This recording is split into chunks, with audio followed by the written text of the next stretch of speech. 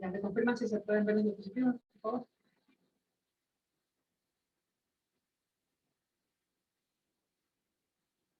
Sí, Byron, sí se ven las diapositivas. Ya. Bien, vamos a hablar un poquito acerca del manejo de las anemías. Sobre todo, les voy a tratar de, o sea, yo sé que esta charla está dirigida como que a estudiantes de próximo ciclo o menores, entonces traté de hacer la charla como que dirigido al manejo o a la abordaje que se realiza de anemia dentro del salud pública. Vamos a tratar de ver ciertos pacientes que vamos a seguir a lo largo del primero, del segundo, del tercer trimestre, hasta su resolución total de su caso. Entonces, para que vean cuáles son las cosas que uno hace en el Ministerio de Salud Pública, en el caso de que tiene un internado o en el ¿A qué le llamaste? Entonces tenemos nuestro primer paciente y vamos a contextualizarnos en un primer nivel de función. ¿Ya? Está bien.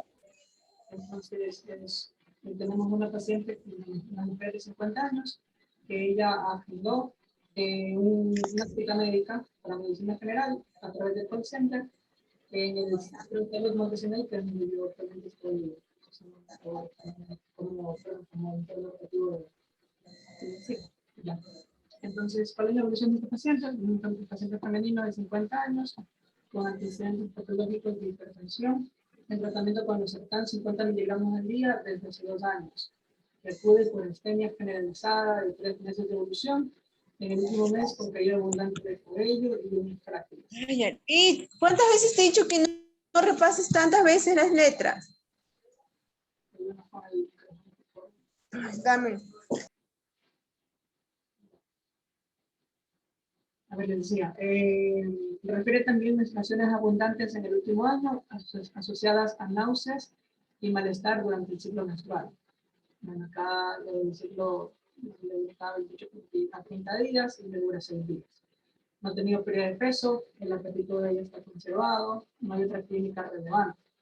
En el examen físico tiene un buen estado general, las constantes vitales. ¿Se me escucha bien o no? No, Byron, casi no se te escucha muy lejos.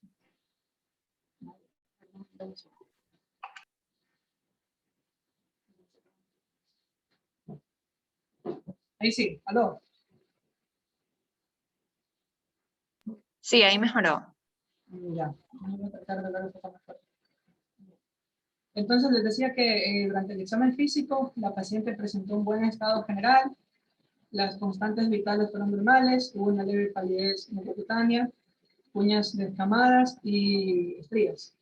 El resto del examen físico fue normal, se realizó una glucosa capilar, la cual nos dio 98. ¿Ya?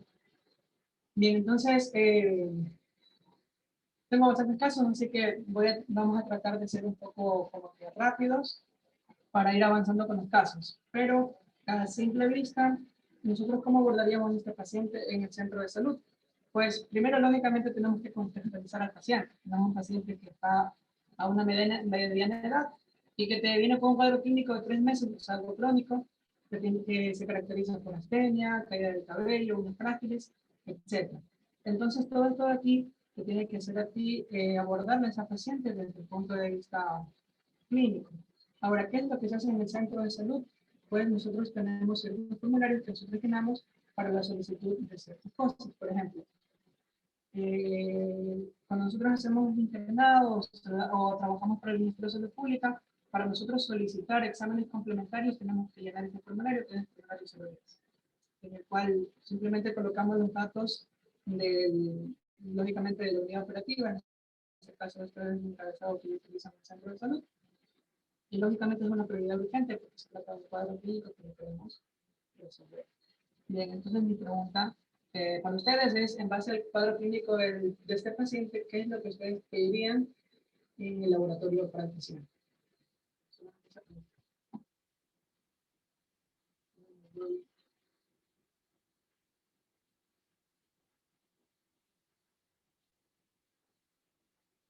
Pueden utilizar el chat o pueden también encender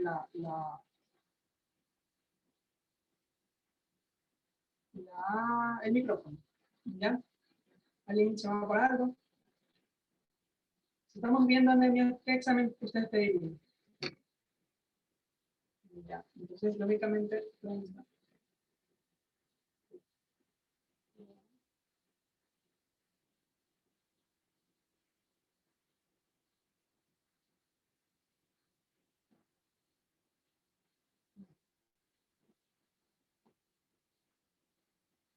Ya, bueno, entonces miren, tenemos un paciente que tiene astenia y que aparte de eso tiene caída del pelo y tiene también caída del pelo, o sea, uñas frágiles. Entonces ahí te hace pensar a ti, lógicamente, en un síndrome anémico, ¿verdad? Entonces, lógicamente, nosotros tenemos que sí o sí pedir al paciente una biometría hemática, por lo básico. Ya, entonces aquí le conectamos la X. Ya, aparte de eso, ¿qué más podemos pedir en este paciente? O sea, realmente, cuando es el primer contacto con el paciente, tú no, como que no solicitas tanto un panel total del laboratorio, sino simplemente lo que te interesa en ese momento del paciente, porque saben que igual los recursos para un centro de salud no son los mejores. Incluso muchas veces no se tiene incluso biometría, y tienes que mandar que la biometría la haga por fuera del paciente. Entonces, dependiendo a cómo tú puedas resolver en ese centro de salud, vas a poder enviarlo o no. En este caso, al paciente, en este caso clínico, le mandaron una biometría hemática y también le mandaron un estudio del paciente. ¿Ya? Bien. Este formulario de aquí se utiliza para enviar imágenes. Cualquier imagen que sea del paciente. Entonces vamos a contextualizar al paciente. Tenemos una paciente de 50 años, sexo femenino, que en los últimos 3 meses ha tenido astenia, uñas quebradizas, etc.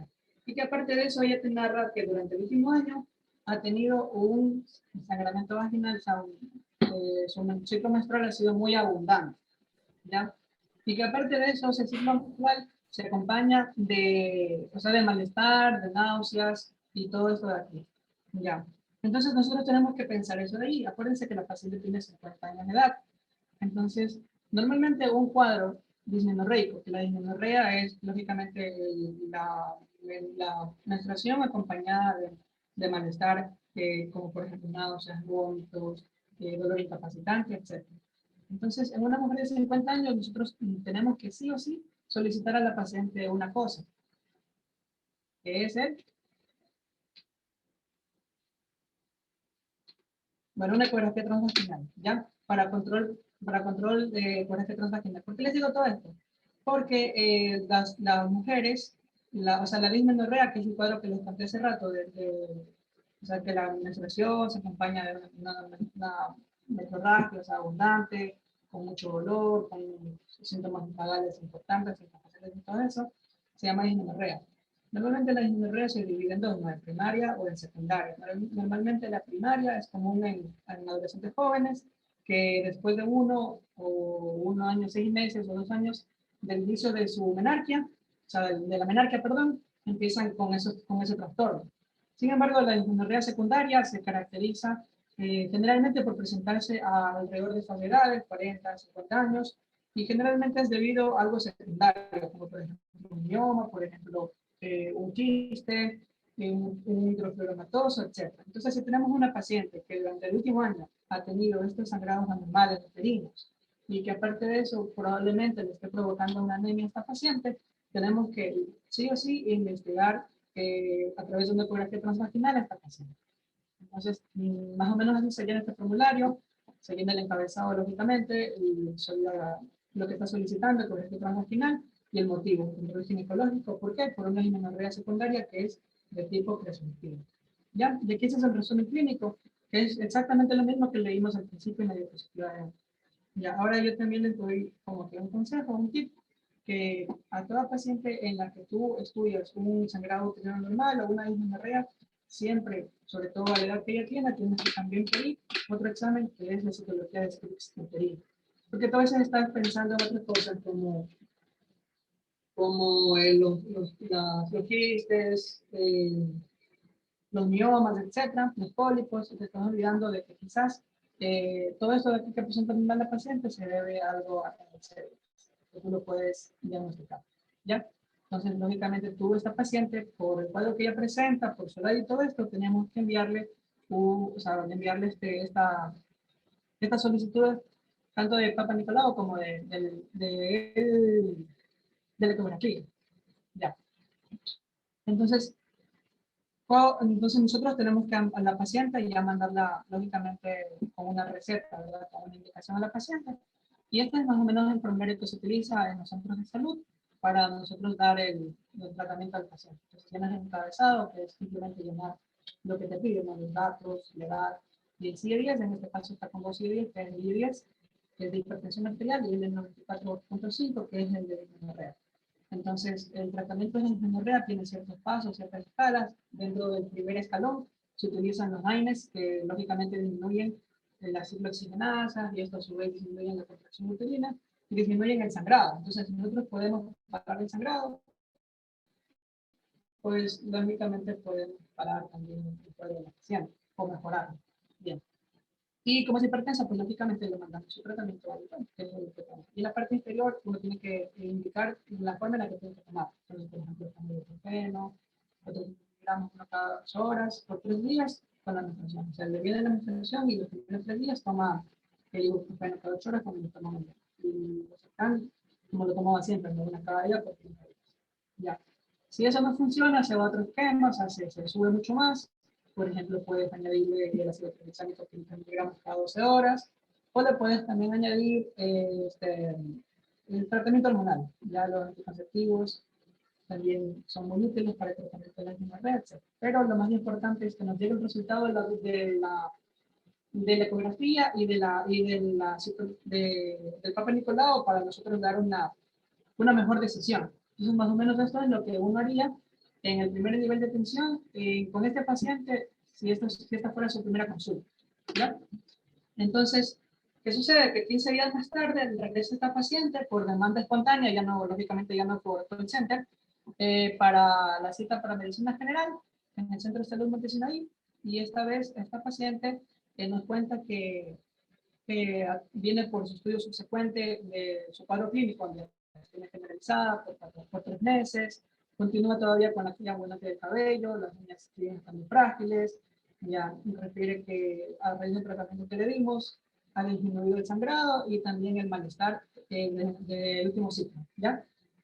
No refiere pérdida de peso, el apetito sigue conservado, no hay una clínica relevante, y ya nos trae los resultados del laboratorio que le enviamos, que son los siguientes. Entonces, tenemos un hemograma que nos dice que tiene una hemoglobina de 9.6, tiene un hematocrito de 30%, un volumen corpuscular medio de 70 centilitros, una hemoglobina corpuscular media de 17, una concentración de hemoglobina corpuscular media de 25, un ancho de distribución eritrocitaria de 26%, los leucocitos dentro de parámetros normales, lo demás dentro de parámetros normales, se realizó también glucosa, urea, creatinina, PTP y algunas tiroides, pero otras resultaron normales. En la parte de la imagenología nos trajo la paciente y el Papa Nicolau de la paciente estaba sin anormalidades y el electrotransvaginal fue normal.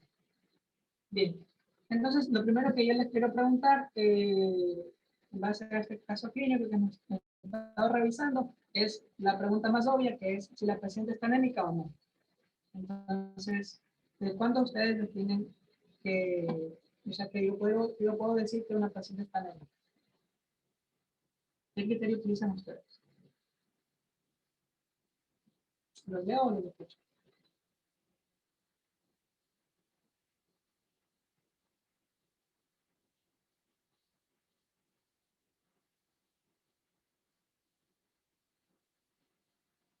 Ya, la hemoglobina de la paciente es 9.6. Entonces, ¿está anémica o no está anémica? Ya. Entonces, hay varios criterios. El más acertado es el criterio de la OMS, que te dice que una mujer que no está embarazada es anémica cuando su hemoglobina está por debajo de 2. Entonces, si esta paciente tiene una hemoglobina de 9.6, lógicamente que tiene anemia, ¿no? Por el criterio creativo. Ya, a ver, todavía no nos vamos a los grados. O sea, primero vamos yendo poco a poco. Esta clase es como que añaditiva. O sea, cada vez que pasa una diapositiva nueva, vamos a aprender un nuevo concepto. Entonces, en esta diapositiva vamos a aprovechar para aprender primero el concepto de anemia, cuando nosotros decimos que es anemia, y segundo, cuáles son los valores normales que nosotros tenemos que esperar de una biometría hemática en la parte de serie roja. ¿Ya? Entonces, cuando nosotros definimos anemia, nosotros definimos anemia cuando la hemoglobina está por debajo de 2, teóricamente. Sin embargo, clínicamente es mucho más relevante o mucho más característica la parte clínica del paciente cuando está por debajo de 10. Pero según la OMS, tú tienes que diagnosticar anemia por debajo de 12 gramos. Y eso es importante porque nosotros, digamos, en el primer control que le dimos al paciente, nosotros no le matamos medicación para la anemia. Porque tú no puedes diagnosticar anemia sin una biometría. O sea, el diagnóstico de anemia es un diagnóstico por laboratorio, no es un diagnóstico clínico. ¿Ya? Bueno, ¿cuáles son los valores normales de hemoglobina? Es normal en las mujeres de 12 a 14, de 12 a 16, perdón, 12 a 16, y en el hombre de 13 a 17. Entonces vamos a anotarnos por aquí para que se lo vayan anotando por allá y yo estoy seguro que ustedes se lo saben.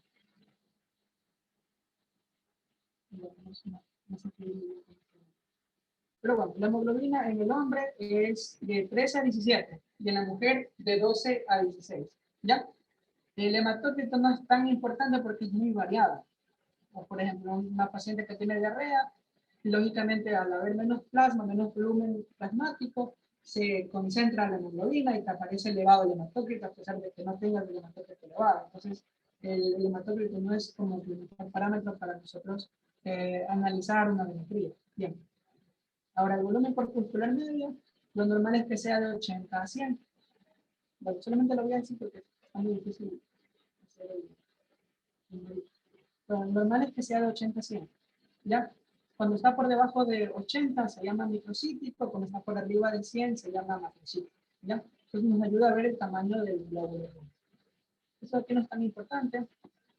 Eso acá sí es importante, la concentración de hemoglobina corpuscular media, que el valor normal es de 28 a 32. ¿Ya? Y eso nos ayuda porque nos ayuda a nosotros a saber qué concentración de hemoglobina tiene nuestro glóbulo rojo. Entonces es importante para nosotros valorar eso acá. ¿Ya? Y también es muy importante valorar el ancho de distribución eritrocitaria, que lo normal es de 11.5 a 14.5. ¿Ya? Es un porcentaje que nos va a decir la diferencia de tamaños que hay entre un glóbulo rojo y otro glóbulo rojo. Entonces, si lógicamente el RDW está aumentado, significa que hay una diferencia de tamaños entre los glóbulos rojos. Bien.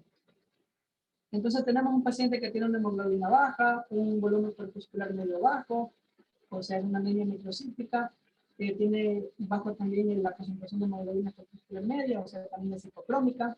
Entonces tenemos una anemia microcítica hipocrómica con un ancho de distribución eritrocitaria elevado. Entonces aquí nos vamos a adelantar un poquito porque igual no estamos viendo esa patología,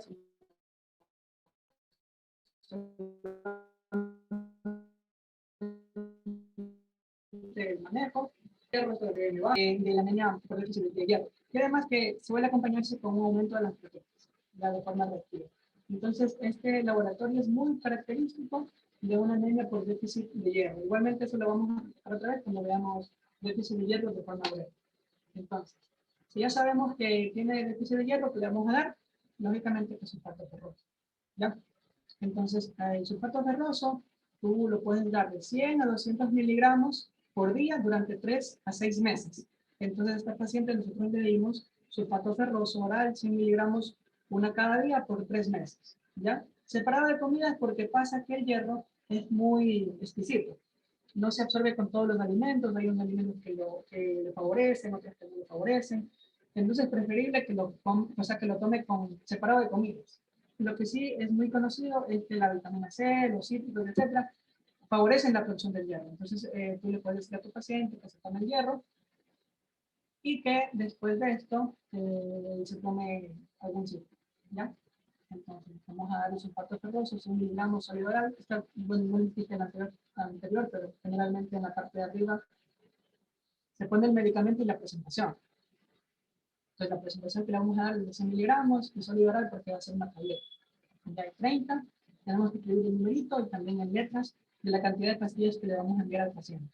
¿Ya? Entonces, más o menos así sería la receta de nuestro paciente en nuestro segundo contacto con el paciente.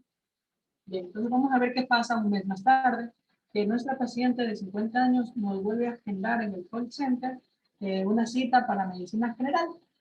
Y esta vez ella nos cuenta que, bueno, de la misma paciente, ¿no? Que ella esta vez viene para control de la anemia ferropénica, ¿ya? De la anemia ferropénica, tratada con sulfato ferroso, 100 miligramos cada día. La paciente refiere a mejoría clínica durante la primera semana de tratamiento.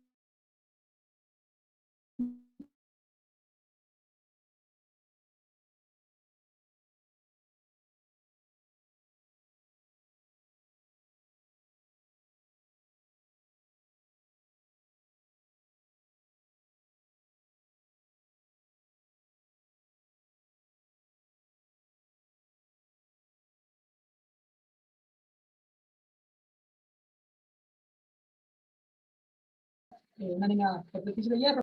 Le dimos el tratamiento durante un mes, pero si bien es cierto, la primera semana ella estaba como que estable y todo esto, después se compensó otra vez e incluso perdió peso. O sea, hubo un deterioro clínico de la paciente.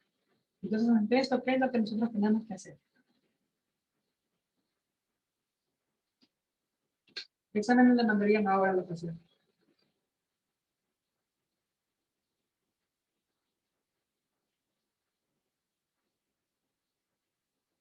¿Ya? Entonces aquí les voy a ayudar un poquito.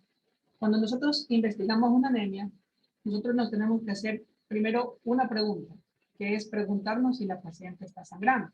Porque si la paciente está sangrando, nosotros sabemos que ese sangrado es la causa de la anemia, ¿ya? Entonces nosotros dijimos que probablemente esa anemia se debe al sangrado porque ella estaba sangrando mucho con, eh, con la con la menstruación, ¿ya? Entonces, nosotros le damos el tratamiento, supuestamente mejora un poco, pero después tiene un deterioro clínico. O sea, significa que aparte, o sea, que o dos cosas, o la causa de la anemia, lógicamente sí es el sangrado que ella tuvo por transvaginal, pero quizás hay algo más que esté sangrando, o quizás hay algo más que no sea un sangrado que esté provocando esta anemia. Entonces, ¿qué es lo que nosotros tenemos que pedir? Es lo que nosotros tenemos que hacer. Primero, descartar que no haya otros lugares de sangrado. Entonces, ¿qué examen a nosotros nos ayuda a saber si hay otro lugar de sangrado?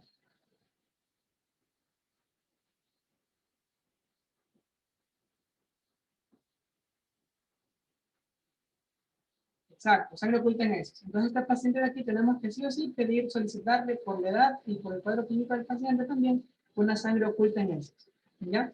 Para ver si no está sangrando, porque a veces la sangre oculta no es tan evidente. Entonces, a veces la sangre oculta en heces nos puede dar el diagnóstico. También le podemos hacer un elemental microscópico de orina para ver si no hay sangrado a ese nivel también, etc. ¿Ya? Y lógicamente una nueva biometría para ver si ha mejorado con el tratamiento que le hemos hecho. Entonces con eso nos vamos a ir hacia adelante. ¿Ya? Entonces, 7 días más tarde, la mujer de 50 años, que es la misma paciente, regresa, esta vez agendando por demanda espontánea una cita para medicina general en el centro de salud de Chile. Bien, entonces esta paciente viene para estudio subsecuente de anemia ferropénica tratada con el sulfato ferroso 100 miligramos al día y viene con resultados de exámenes solicitados. Entonces ahí están los exámenes, tiene un hemograma de una hemoglobina con 11, entonces hubo una bastante mejoría de la hemoglobina que ya tenía. Ya también mejoró su hematocrit, mejoró el DSM, ya mejoró también un poco el HCM, el RDW se ha mantenido, ya. Y lo demás también, aquí las plaquetas también han tenido un poco. Y en sí, nosotros le pedimos, esto nos faltó poner, es el perfil del hierro. Que lógicamente, si nosotros ya estamos tratando el hierro, estamos dando su parte y todo eso, en este contacto ya tenemos que haber pedido también hierro y ferritina para valorar el perfil del hierro de la paciente. Igualmente, esto de aquí, generalmente, ¿se puede o no se puede? Porque esto de aquí lo tendría que haber hecho por privado la paciente. Porque es muy difícil como que conseguir estos exámenes a través del ministerio. Ya, al menos que esté lógicamente en un hospital, pero en un centro de salud se dificulta bastante y tú puedes como que escribirle un papelito para que, o sea, lógicamente no es lo mejor, pero es como una ayuda al paciente también, de solicitarle estos exámenes de hierro, sérico y ferritina para valorar esto acá. Pero en sí eso no es tan importante ahora, sino lo que a nosotros nos llama mucho la atención es lo que está acá. Que nosotros hicimos una sangre oculta en heces a la paciente y este paciente tiene sangre oculta en heces positiva. Entonces, ¿qué nos está diciendo eso? que la paciente está teniendo una hemorragia digestiva, o sea, que está teniendo un sangrado digestivo que nosotros no lo estamos evidenciando clínicamente porque la paciente nos está viniendo con hematomesis, con elena, con hematopesia. Su cosecha de miel. No, una, Imagínate que te entregan un equipo de buceo y te dicen que pero, puedes ir en el lugar que prefieras. ¿Qué país elegirías? Si estás pensando... díganos por favor con el audio. Ya. Entonces, ¿qué es lo que tenemos que hacer con esa paciente? Pues es lógico que en un primer nivel de atención no se va a poder resolver ese caso clínico. Es un caso que se escapa de las manos de un primer nivel de atención y lógicamente hay que derivar ese paciente. Entonces, ¿cómo se hace una derivación? Pues se hace a través de un formulario como todo el ministerio. Entonces, se hace un formulario que es el formulario 053, donde es exactamente lo que les dije, se llena un encabezado con lo que te piden. Aquí son ciertos códigos, por ejemplo, de nacionalidad 1, país 1, cada país tiene su código. Para la provincia, cada provincia tiene su código, cada cantón tiene su código, cada parroquia tiene su código. Y aquí donde dice dirección, se tiene que hacer una dirección un poco exacta. Ya, y el número telefónico del paciente. Y como vamos a hacer una referencia, le ponemos marcando aquí. Y en la parte de arriba va el lugar del que estamos refiriendo al que estamos refiriendo. Entonces, del Centro de Salud Montesinaí, que es un primer nivel, o sea, de tipo a un hospital de segundo nivel, que es el Hospital General Montesinaí, a la consulta externa de la gente de ¿ya? ¿Por qué lo estamos mandando? Porque lógicamente nuestra capacidad resolutiva no es. Y ahí aquí nosotros tenemos que poner un resumen. Por ejemplo, en este resumen le puse, tal como estamos allí, añadiendo ya los exámenes, por ejemplo, que tienen anemia moderada, ya recibe tratamiento con sulfato ferroso, y hay una mejoría bioquímica, pero con un tratamiento clínico. Por lo tanto, se necesita una sangre en esa, la cual es positiva. Entonces, le mandamos con un CIE10, que es anemia de hemorragia crónica, con esto nosotros le mandamos a un segundo nivel, ¿ya? Y también sangre en heces, K921, en este sentido. Bien, ahora vamos a estudiar al paciente ahora desde el segundo nivel de atención. Entonces, esta mujer de 50 años de edad es recibida al área de consulta externa de gastroenterología del Hospital General Montesinaí con carta de referencia del Centro de Salud Montesinaí. Entonces, aquí está la carta de referencia y aquí están los procedimientos que se le realizaron a la paciente porque lógicamente ya está en un segundo nivel, se puede hacer esto de acá.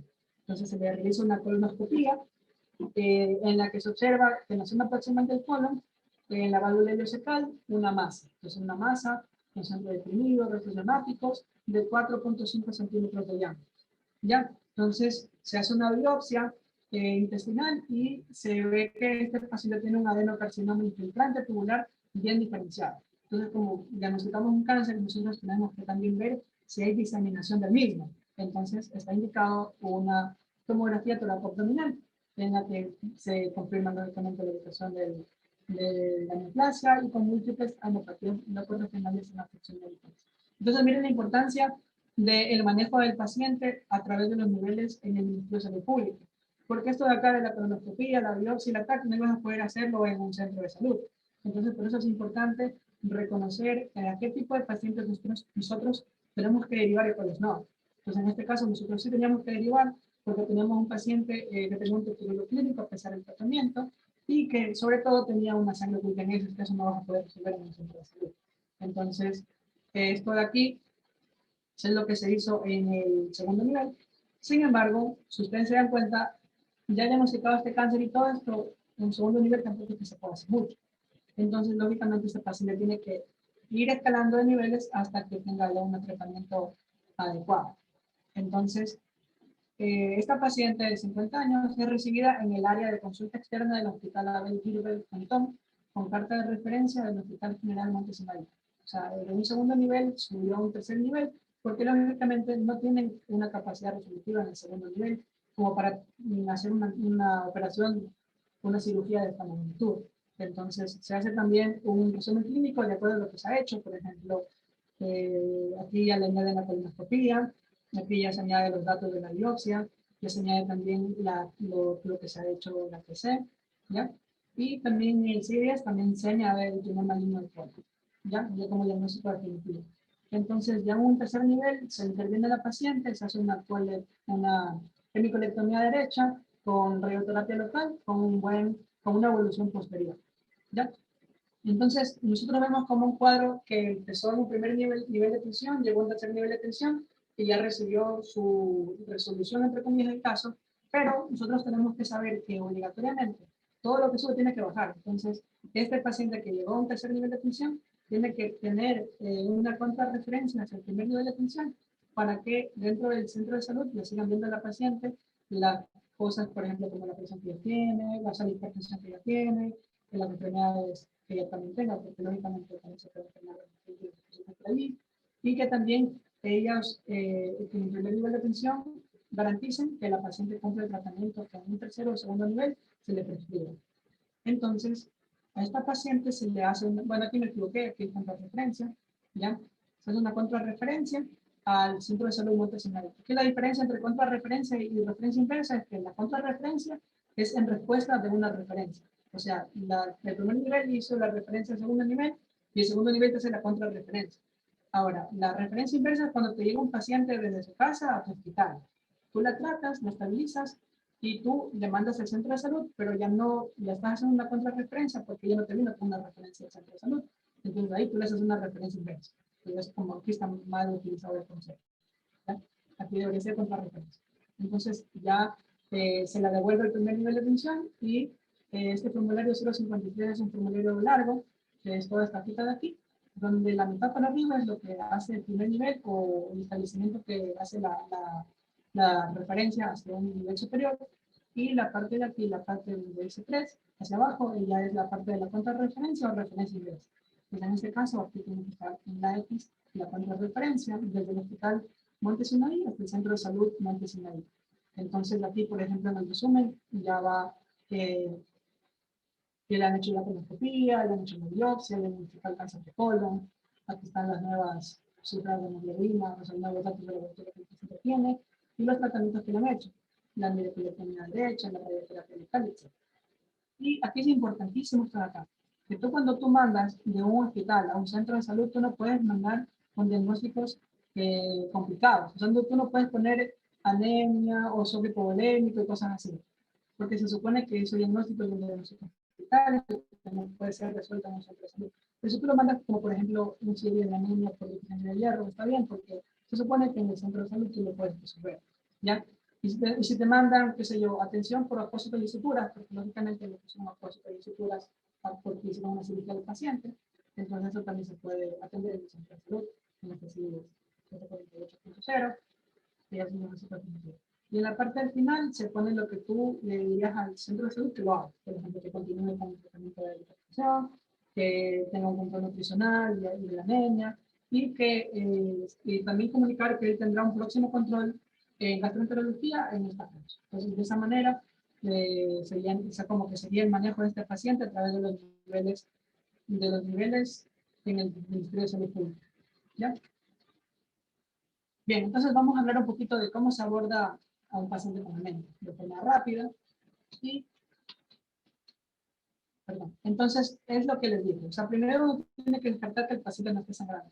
Y a veces el sangrado es evidente, por ejemplo, como este paciente de aquí, o como este paciente de aquí, que tú, aunque no ves tanta sangre, pero ves que el paciente tiene aquí una situación interna, ya, aparte de eso que tienes también esto acá. Entonces tú puedes sospechar de que este paciente politraumatizado también está sangrando. Y también a veces tú puedes objetivar esto de acá, no a simple vista, sino a través de la ecografía, a través del protocolo de COFAST, en el que tú puedes analizar ese tipo de cosas. Entonces, lógicamente aquí la causa de la anemia va a ser el sangrado, y dependiendo de la gravedad del paciente, tú vas a saber si necesita de fluido, fisioterapia, vasopresores, o simplemente una transfusión. ¿Ya? Ahora, si tú sabes, a veces el sangrado no es tan evidente, ¿ya? A veces, por ejemplo, es como en el caso de nosotros, que tuvimos que hacer una sangretegenesis.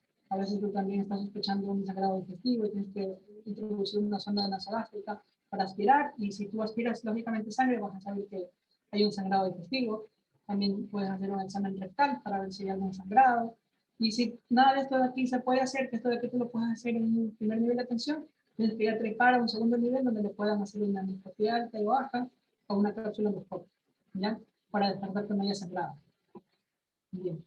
El sangrado no solamente puede ser digestivo, también puede ser a través de las vías urinarias, epístasis, o sangrado alveolar, hemoptisis, etc. Entonces, todos esos sangrados, si son de forma crónica o de forma aguda pero severa, pueden producir también anemia en el paciente. Entonces, siempre tenemos que preguntar por sangrados espontáneos y por infecciones a repetición, ese tipo de cosas. Bien. Ahora, nosotros hicimos todo lo posible para descartar que el paciente no esté sangrando y lo descartamos. Bien, entonces, ¿qué es lo siguiente? Tenemos que nosotros pensar que si el paciente no está sangrando, no está perdiendo sangre, pues probablemente el paciente está destruyendo su propia sangre, un proceso que se llama hemólisis, que consiste en simplemente la destrucción de los eritrocitos, que puede ser debida por causas autoinmunes o no. ¿Ya? Bien, entonces, igual tú lo puedes sospechar de una anemia hemolítica, por ejemplo, si tienes una paciente embarazada, la embarazada te viene de emergencia por un dolor severo, una cefalea severa, un dolor epigástrico, una peritonitis severa, tiene trastornos visuales, tiene una hipertensión de 160 a 110, y ya tú le haces un perfil preclántico, lógicamente con la sospecha de preeclampsia, y ves que las plaquetas están bajas, las enzimas hepáticas están elevadas. Miras la biometría y la paciente tiene una anemia severa, digamos. Entonces, tú, lógicamente, tú no vas a ponerte a pensar en ese momento que la paciente está sangrando. Ya, y tú sí tú conoces el cuadro clínico y sabes que de esa manera se presenta la preeclampsia y el síndrome de HELP. Tú puedes sospechar que el síndrome de HELP, que es una anemia hemolítica no autoinmune, que está provocando la anemia. Entonces, va a depender del cuadro clínico. Y generalmente hay datos clínicos que aquí te ayudan a sospechar de que el paciente puede estar teniendo una anemia hemolítica. Por ejemplo, la fiebre, el dolor abdominal, la ictericia o la hepatosplenomegalia son datos que aquí te pueden sugerir que el paciente esté teniendo una anemia. ¿Ya? Bien, nosotros para confirmar la anemia, nosotros tenemos que pedir ciertos como que exámenes en laboratorio que nos van a nosotros a ayudar a reconocer estas anemias hemolíticas. Entonces, primero es la bilirrubinemia indirecta, porque lógicamente nosotros sabemos que cuando el eritrocito se destruye, comienza a liberar las sustancias como la bilirrubina, la bilirrubina indirecta, y como lógicamente se destruye y no llega al hígado para ser conjugada, aumenta en la sangre. Y tú vas a ver que va a haber un aumento en la sangre de bilirrubina indirecta. Entonces, el LDH es lo mismo, va a haber un aumento de la LDH. La hemoglobina es una sustancia que ayuda a disminuir este tipo de procesos y por tanto, como hay mayor eritrólisis, porque hay una hemólisis, la hemoglobina se consume. ¿Ya? Entonces, de esta manera hay otros parámetros más, pero esos son los más importantes. La bilirrubina indirecta aumentada, el LDH aumentado y la hemoglobina baja. Ahora, el índice reticulocitario es un índice que te dice que cuán reactiva está la médula ósea. Ustedes, como saben, la médula ósea es un lugar, un órgano en el cual se forman las células sanguíneas. Entonces, si tú tienes anemia, lo lógico sería que la médula ósea empiece a formar más glóbulos rojos. Y para formar más glóbulos rojos, la médula ósea primero forma reticulocitos. Entonces, si el paciente está hemolizando, o sea, está destruyendo sus glóbulos rojos, ¿qué va a hacer la médula ósea? Pues lógicamente que va a aumentar sus reticulocitos. Y por eso tú vas a ver un índice reticulocitario aumentado. ¿Ya? Bien. ¿Cómo vamos a abordar a esta paciente? Pues primero vamos a ver si es autoinmune o no autoinmune, porque las causas más importantes o más severas de una anemia hemolítica son las autoinmunes. Entonces nosotros vamos a tratar de descartar que no sea una causa autoinmune. Si no es autoinmune, pues ya es otro abordaje. Luego vamos a ver intravascular, extravascular, que vamos a ver qué es eso, luego microhepática, la microhepática, que vamos a ver qué es. Bueno, hay una cosa aquí que es importante saber, que hay ciertas enfermedades que te pueden producir una anemia hemolítica, pero con un recuento reticulocitario bajo, ¿ya? Y esto es porque, por ejemplo, en la crisis aplástica que se debe al parvovirus B19, es cuando, o sea, la hemólisis puede ocurrir a nivel de la médula ósea, ¿ya? Entonces, como comienza a destruirse las células en la médula ósea, pues lógicamente la médula ósea no responde y los reticulocitos te van a salir bajos, ¿ya? Pero, como está viendo hemólisis, va a haber bilirrubina indirecta elevada, va a haber LDH elevada, va a haber hemoglobina baja, ¿ya? Es una causa. La crisis megaloblástica que puede ocurrir en los pacientes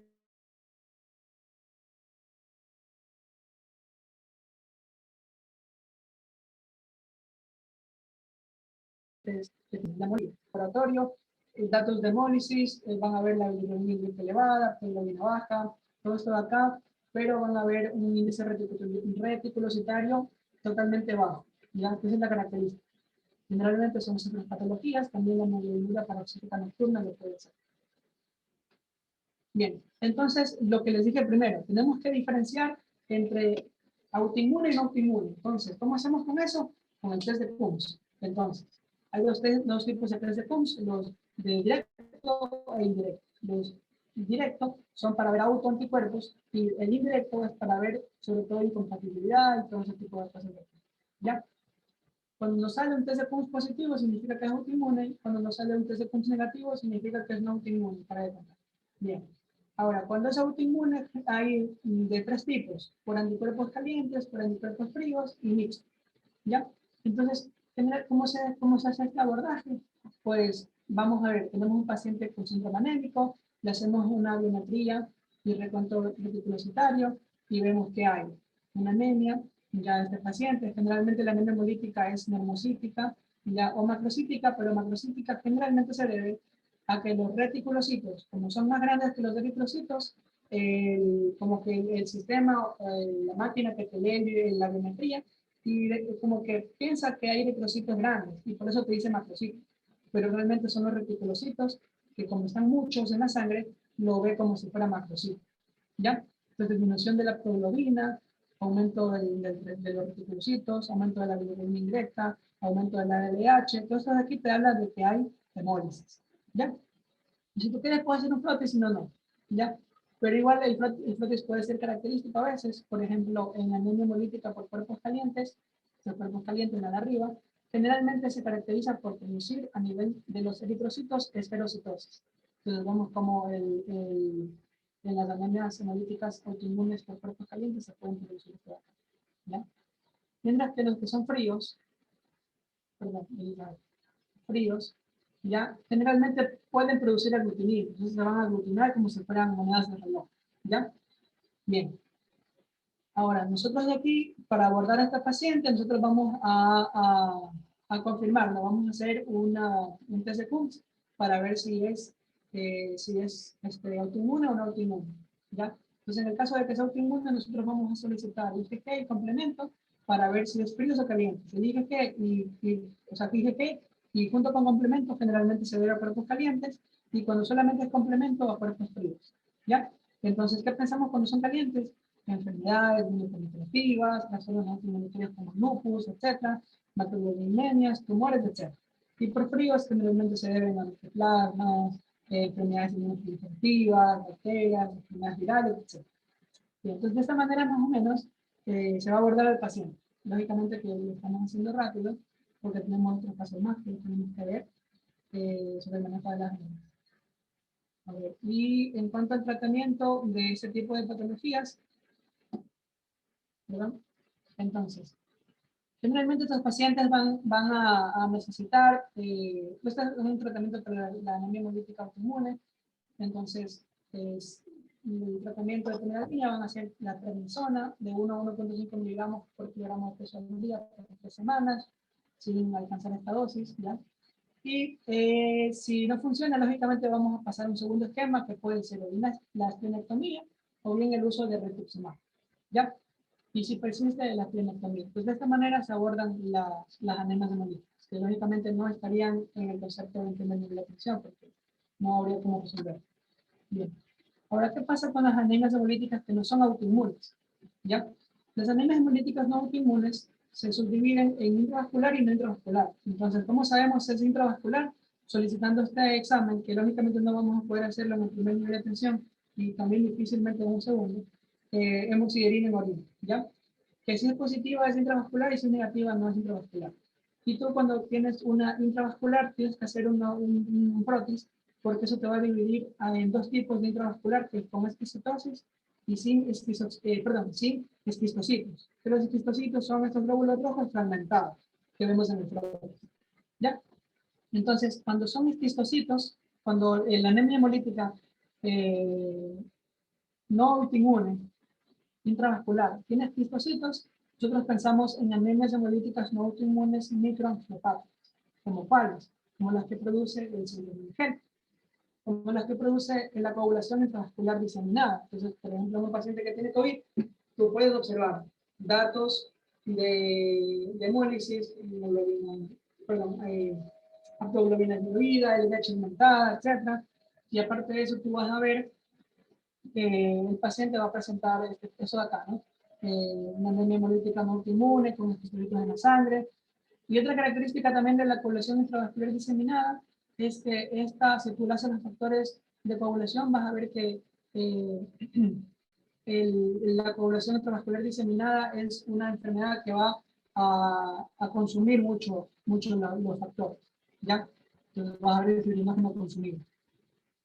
Bien, también puedes tú pensar en un síndrome hemolítico urémico, una hipertensión maligna, una púrpura cromocytopénica trombótica, ¿ya? Y si no son histocitos, pues tú vas a pensar en otras patologías, como la hemoglobinuria paroxística nocturna, que ya habíamos conversado que tiene una característica de que puede producir un recuento reticulocitario disminuido. Entonces, la enfermedad hepatolenticular de Wilson, que suele acompañarse de trastornos neurológicos y hepáticos, y también hacer el diferencial con la hemoglobinuria paroxística fría.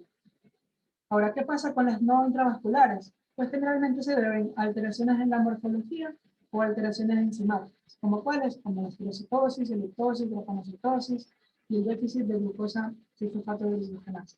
Entonces, acordémonos que estas patologías de aquí, si bien hay causas adquiridas, como por ejemplo la anemia hemolítica autoinmune es una causa adquirida de esclerocitosis, pero cuando es congénito, generalmente tiene una característica de que al ser una hemólisis crónica va a producir ciertas cosas, como por ejemplo que este paciente te narre de que a edades tempranas de la vida se haya tenido que realizar una colisectomía, ¿ya? O que haya tenido colitiasis de edad temprana, o que su familia haya antecedentes de colitiasis de edades tempranas. Ya aparte de eso, va a venir con su hepatomegalia y todo esto de acá, ¿ya? El déficit de glucosa 6-fosfato de deshidrogenasa generalmente es por precipitación, por ejemplo, al tomar sus verduras, al comer agua, etc. Bien.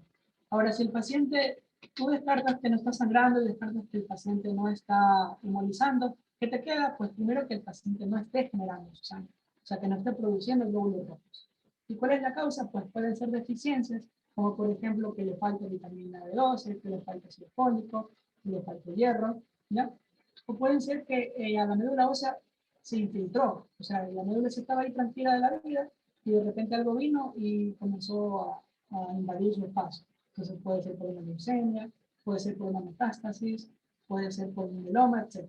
Entonces generalmente aquí produce una cosa que se llama reacción leucoeritroblástica, que al ingresar al espacio de la médula, las células inmaduras de la médula van hacia la circulación general. Entonces tú haces un frotis y en el frotis vas a ver células inmaduras, ¿ya? Y puedes ver también bacteriocitos, que son eritrocitos en forma de lágrima, y también vas a ver lógicamente lo que te acabo de decir, que son los células callados, ¿ya? También puede ser por una aplasia medular, que la aplasia medular es bastante característica porque tú cuando haces la biopsia de la médula vas a ver que el tejido de la médula ósea fue reemplazado por adipocitos. Entonces tú vas a ver un aumento de adipocitos en la médula ósea, ¿ya? Y el síndrome mielodisplásico, que como dice la palabra displasia, que es un cambio en la morfología de las células, es cuando tú vas a ver que, digamos, haces un frotis y tú ves ahí y ves que digamos, como ejemplo, los neutrófilos. Los neutrófilos normalmente tienen entre 3 haciendo segmentaciones, pero tú ya lo ves al paciente con 7, con 6, 7 lobulaciones. Entonces se llama, segmentaciones, perdón. Entonces se llama un neutrófilo hipersegmentado, ya que es algo displásico porque ha cambiado su morfología. O por ejemplo, el eritrocito, que normalmente es el eritroideo, y sin ninguna agregación, tú vas a ver que alrededor del eritrocito va a haber como que unos anillitos, o sea, como que unos puntitos así violáceos alrededor ¿cómo se llama? Del eritrocito, que eso se llama eritrocito displásico porque normalmente no es así. Y ahí te habla también de algo, de una anemia refractaria que se llama, se las conoce a las displasias de los eritrocitos. Refractarias, con cerebroblásticas de anemia. ¿Ya? Entonces, tú cuando sospechas un síndrome mielodisplásico, generalmente tú lo sospechas cuando ves a un paciente que tiene anemia, pero esta anemia característicamente tiene un BSM elevado, o sea, es macrocítica. Los eritrocitos son muy grandes, porque te dije que los eritrocitos normalmente son, o sea, es un algo displásico, no cambia en la forma del eritrocito. Y aparte de esto de que tiene el volumen corpuscular medio elevado, tú le haces una, o sea, le solicitas una vitamina B12, le solicitas una vitamina B9, que son causas de que la anemia sea con el BCM elevado y te sale normal. Entonces, cuando tú tengas un paciente con anemia macrocítica, con vitamina B2 y B9 normal, tú tienes que sospechar en un síndrome mielodisplásico. ¿Ya? Bien, entonces, ¿cómo vamos a abordar a este paciente? Primero vamos a hacer un índice reticulocitario corregido y lo normal es que sea, o sea, cuando es regenerativo, o sea, que no está produciendo, suele ser menor al 2%. ¿Ya? Y cuando es elevado, o sea, cuando está regenerando como una anemia hemolítica o el sangrado agudo, suele ser mayor al 2%. Puedes también hacer un índice de producción eritrocitaria o puedes hacer una biopsia o un PAP, dependiendo de la patología. Y lo importante también es que este abordaje tiene que ser siempre acompañado de revisar la biometría hemática. Entonces, vamos a ver un poquito de forma rápida, porque queremos ver casos clínicos, de cómo se aborda en la parte del laboratorio. Entonces, lo primero que tienes que ver cuando ves el laboratorio es primero ver si está anémico o no. Ya ves que está anémico, lo segundo que vas a ver es el volumen corpuscular medio, que es el tamaño del eritrocito. Entonces, cuando está por debajo de 80, se llama microcítico. Cuando está entre 80 y 100, significa normocítico, que está normal, y cuando está por arriba de 100, se llama macrocítico. ¿Ya? Entonces, de esa manera nosotros podemos hacer un diferencial. Por ejemplo, en las anemias microcíticas, con BCM menor a 80, nosotros tenemos que de una ir a fijarnos en la concentración de hemoglobina corpuscular media, que ya les dije lo normal, ya, que lo normal era de 32. Ya. Entonces, si está, perdón, si está por debajo de 32, significa que es hipocrómica. Creo que le dije mal el valor. Bueno, hipocrómica, cuando está el HCM disminuido, ¿ya? Tú piensas que es hipocrómica. Y lógicamente que a la cabeza, la causa principal de una anemia microcítica e hipocrómica, o sea, con el HCM disminuido, va a ser la anemia ferropénica. Entonces, ¿cuál es la característica en el laboratorio de la anemia ferropénica? Que ya les había comentado. Primero, que la hemoglobina va a estar disminuida, ¿verdad? Segundo, que el volumen corpuscular medio va a estar disminuido. Tercero, que la concentración de hemoglobina corpuscular media va a estar también disminuida, ¿ya? Lo cuarto es que tú vas a ver el ancho de distribución eritrocitaria, que es el RDW, que este va a estar aumentado, ¿ya? Y generalmente los eritrocitos suelen también estar disminuidos porque lógicamente como tienes menos hierro, vas a producir menos eritrocitos. Entonces, así más o menos, tú verías característicamente la anemia ferropénica, ¿ya? Por deficiencia de hierro. Ahora, la talasemia es una enfermedad generalmente en Asia o el Mediterráneo, ¿ya? Que es algo parecida en el laboratorio a la anemia ferropénica, porque tiene, por ejemplo, la hemoglobina baja también, tiene también el HCM bajo también, ¿ya? El BCM también lo tiene bajo, pero característicamente la talasemia produce una caída muy marcada del BCM. Entonces tú cuando veas una anemia con un BCM muy, muy bajo, tienes que pensar mal, ¿ya? Ahora, ¿qué pasa con el RDW en la talasemia? El RDW en la talasemia suele estar bajo o suele estar normal. Entonces es otra diferencia entre la anemia ferropénica y la talasemia. Y los eritrocitos en la anemia talasémica suelen estar aumentados o normales. Entonces son como que ciertas diferencias que a ti te pueden ayudar a diferenciar. Ahora, ¿tú cómo confirmas esto de acá? Pues tú vas a pedir un perfil del hierro. Entonces, al pedir el perfil del hierro, vas a saber si realmente es ferropénico o no. Y si tú dices esta talasemia, ¿qué vas a hacer? Pues tú tienes que hacer un examen que se llama electroforesis de las proteínas. Entonces tú vas a hacer la electroforesis de las proteínas y vas a ver si realmente hay una alteración a nivel de la hemoglobina. Perdón, electroforesis de la hemoglobina. ¿Ya? Entonces una electroforesis de la hemoglobina y a través de la electroforesis tú puedes descartar esta data. ¿Ya? Y la anemia sideroblástica, o sea, en la parte del laboratorio es idéntica a la anemia por déficit de hierro, es exactamente igual. Pero tú vas a ver que cuando le hagas el perfil del hierro suele estar a mano aumentado en la anemia cerebral. Entonces eso te puede ayudar a diferenciar entre esa patología. ¿Ya? Hay otras causas más, como por ejemplo la intoxicación por plomo, etcétera, etcétera, etcétera. ¿Ya?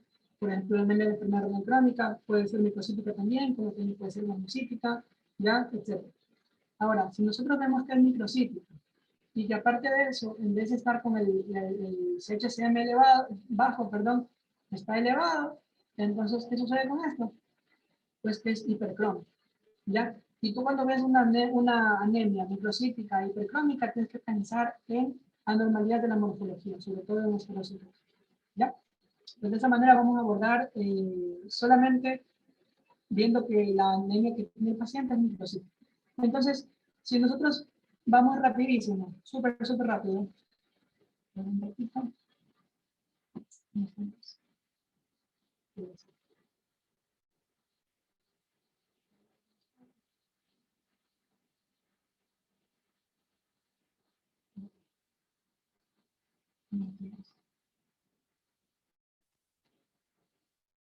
Por ejemplo aquí. Entonces, veamos aquí. A ver, primero está anémico, ¿sí o no?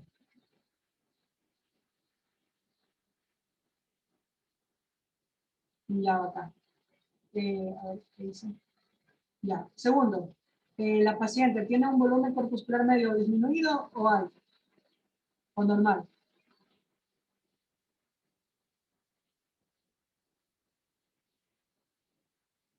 Ya. Ahora, ¿tiene la concentración de hemoglobina corpuscular media alta o baja? ¿Qué está? Baja, ¿verdad? Ya. ¿Y cómo está el ancho de distribución eritrocitaria? Lo normal era de 11.4 a 14.4. Pues también está elevado. Acuérdense que lo normal es hasta 14.5, 14.4%. Entonces tienes una anemia microcítica, hipocrómica, con ancho de distribución eritrocitaria elevado. Entonces, ¿qué te dice esto de acá? Probablemente sea qué cosa. Ajá, una anemia ferropénica. Entonces, de esa manera vamos a abordar. ¿Ya?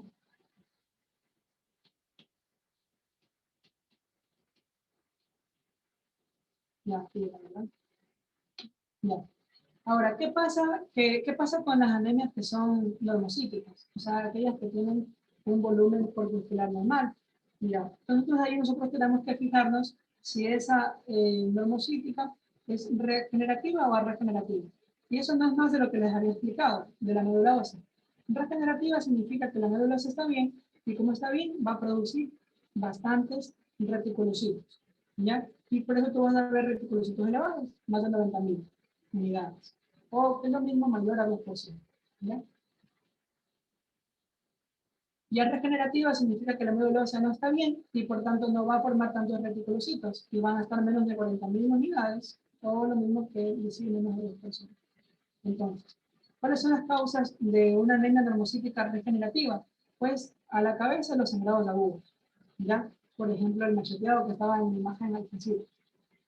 O la hemólisis. ¿Ya? También las infecciones, las anemias microangiopáticas, las macroangiopáticas, las enzimopatías, las hemoglobinopatías, todo lo que tenga que ver con hemólisis, lógicamente, como esto es de tipo agudo, ¿ya? Si lógicamente, si el sangrado es crónico, pues ya no va a ser normocítico, sino va a ser microcítico, ya por el consumo del hierro. Bien, ahora, ¿qué pasa con las garras generativas? Por ejemplo, la causa más importante es la enfermedad, la anemia de las enfermedades crónicas o la anemia inflamatoria, que se llama, que tiene mucho que ver con la psilina, que ¿cómo se llama? La cascada de hierro, que lógicamente al haber inflamación hay inhibición de todo esto y se puede producir la anemia. Entonces, las enfermedades inflamatorias como la artritis, etcétera, pueden producir también anemia. ¿Ya? también la anemia de la enfermedad renal crónica, la aplasia medular, que habíamos conversado la característica que tenía el paciente. Ya la aplasia medular, como tiene bajo todo, porque es aplasia medular, bajo eritrocitos, bajo plaquetas, bajo eritrocitos, va a tener sangrados, va a tener infecciones recurrentes, la célula de biometría es todo bajo, la célula biopsia vas a ver depósitos de adipocitos en la medular. ¿Ya?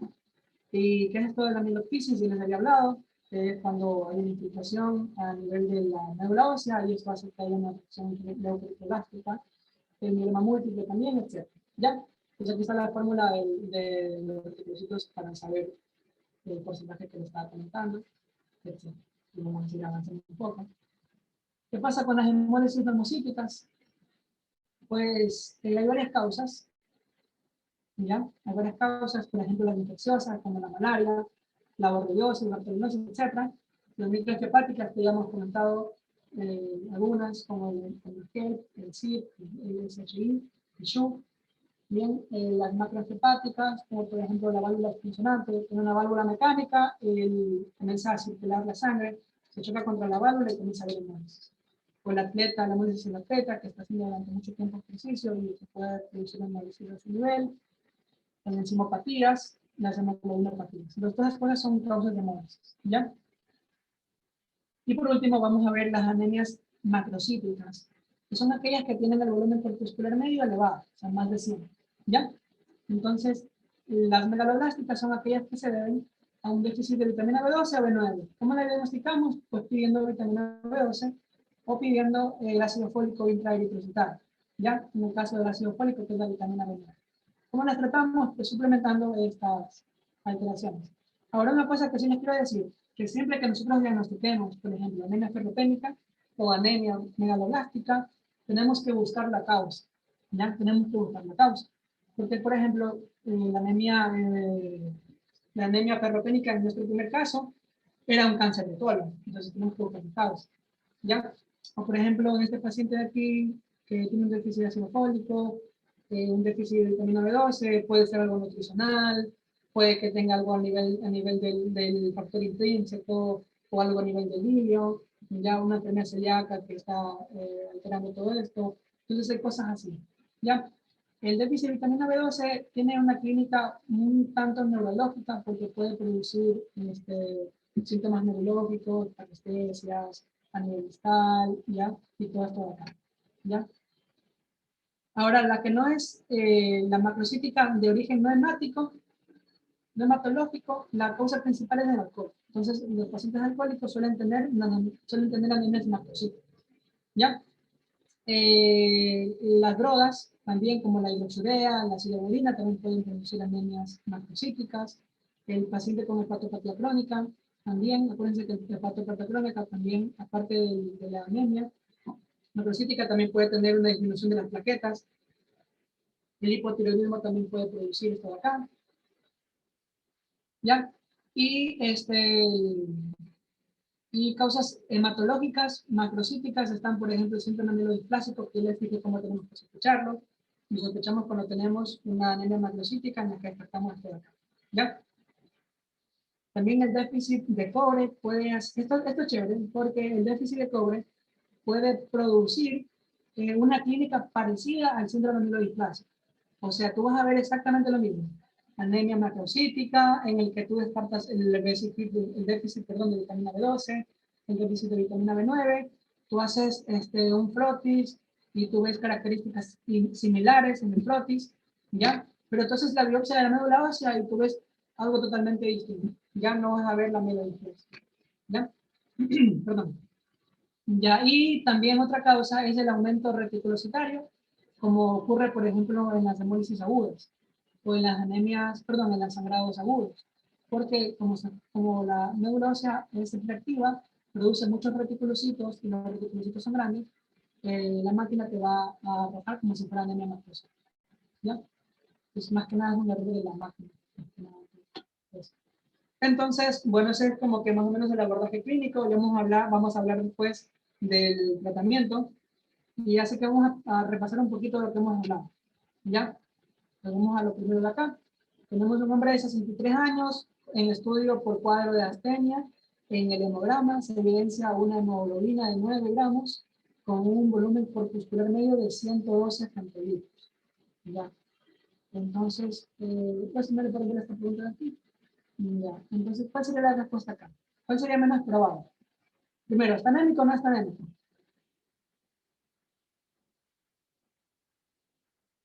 Ya, ¿es microcítico, normocítico o macrocítico? Macrocítico, ¿verdad? Entonces, ¿cuál de estas aquí no es causa de anemia macrocítica? Esa es la pregunta.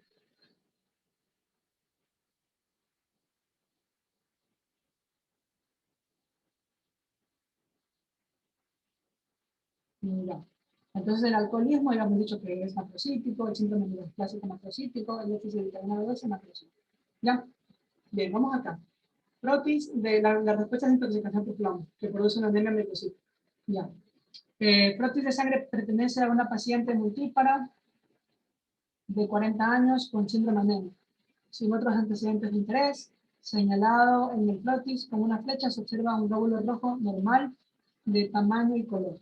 Ya, entonces veamos este protis y ya, entonces base protis de toda acá, que, o sea, como que qué estudio analítico de los siguientes proporcionaría el diagnóstico del tipo de anemia que padece esta paciente.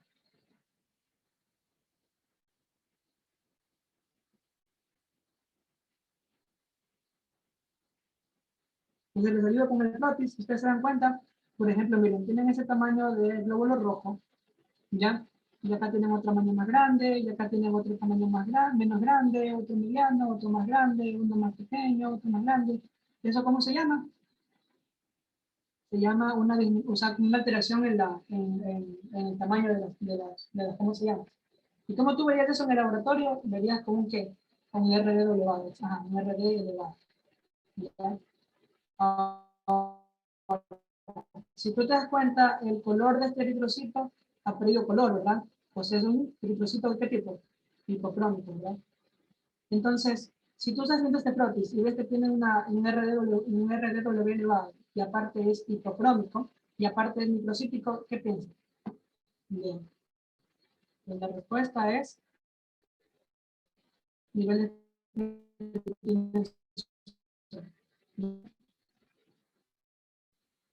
Dice, mujer de 29 años se halla en el curso de una analítica de rutina en los siguientes parámetros. Tiene una hemoglobina de 11.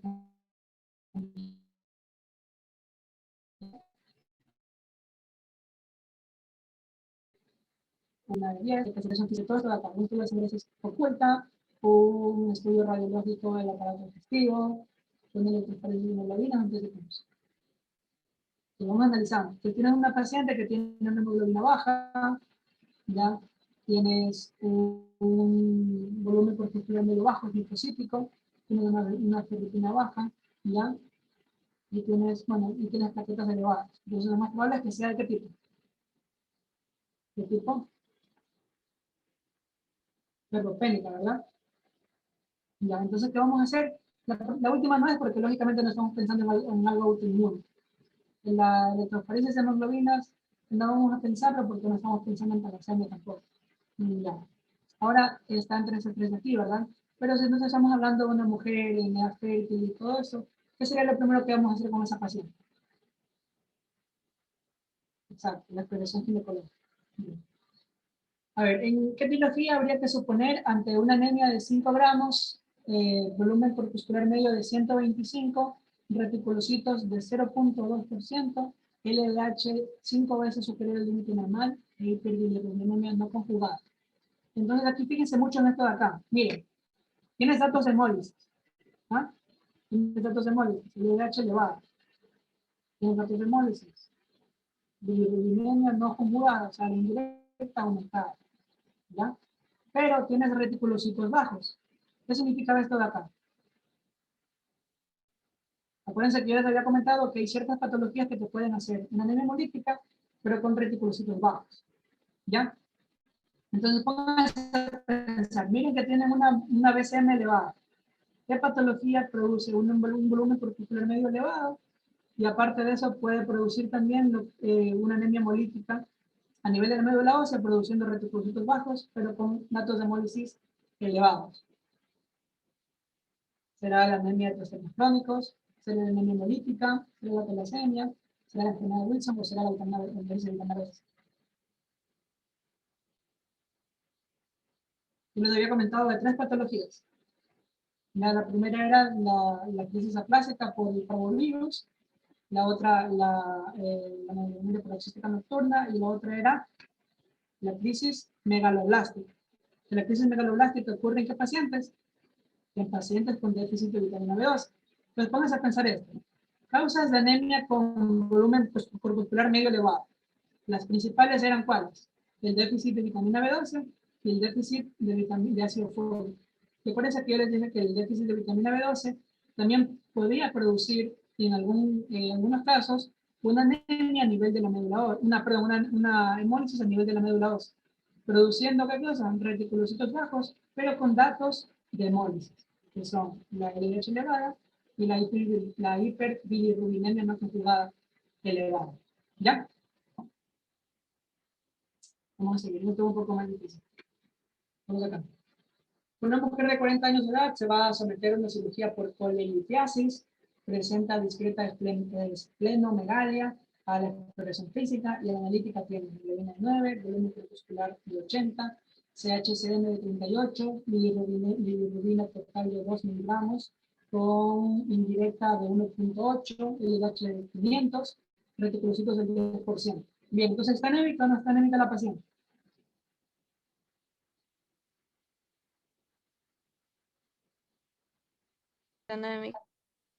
Ya, no es anemia. Segundo, ¿es microcítico o macrocítico? Ya, es normocítico. ¿Ya? Pero ¿qué pasa con el HCM? ¿Les llama la atención o no? ¿Ya está? Y arriba de 32, está súper elevado, ¿verdad? Ya, ¿y hay datos de hemólisis o no? Tenemos LDH elevada, reticulocitos elevados, bilirrubina indirecta elevada, ya, significa que hay datos de hemólisis. Entonces, ¿qué patología que produce hemólisis tiene este CHCM elevado? Y que aparte yo les había dicho de que tiene la característica que como es crónico, puede producir esplenomegalia, y también hay la historia clínica del paciente de colelitiasis o colecistectomías tempranas. ¿Qué patología era? Entonces, ¿cuál sería la causa aquí? La primera, esclerosis hereditaria. ¿Ya? Vamos a la segunda. A una mujer de 30 años asintomática en un examen de rutinario se le detecta anemia. En la exploración física se aprecia ictericia conjuntival y esplenomegalia. La paciente refiere historia familiar de litiasis biliar a edades tempranas. ¿Cuál sería su diagnóstico? Sin leer las opciones.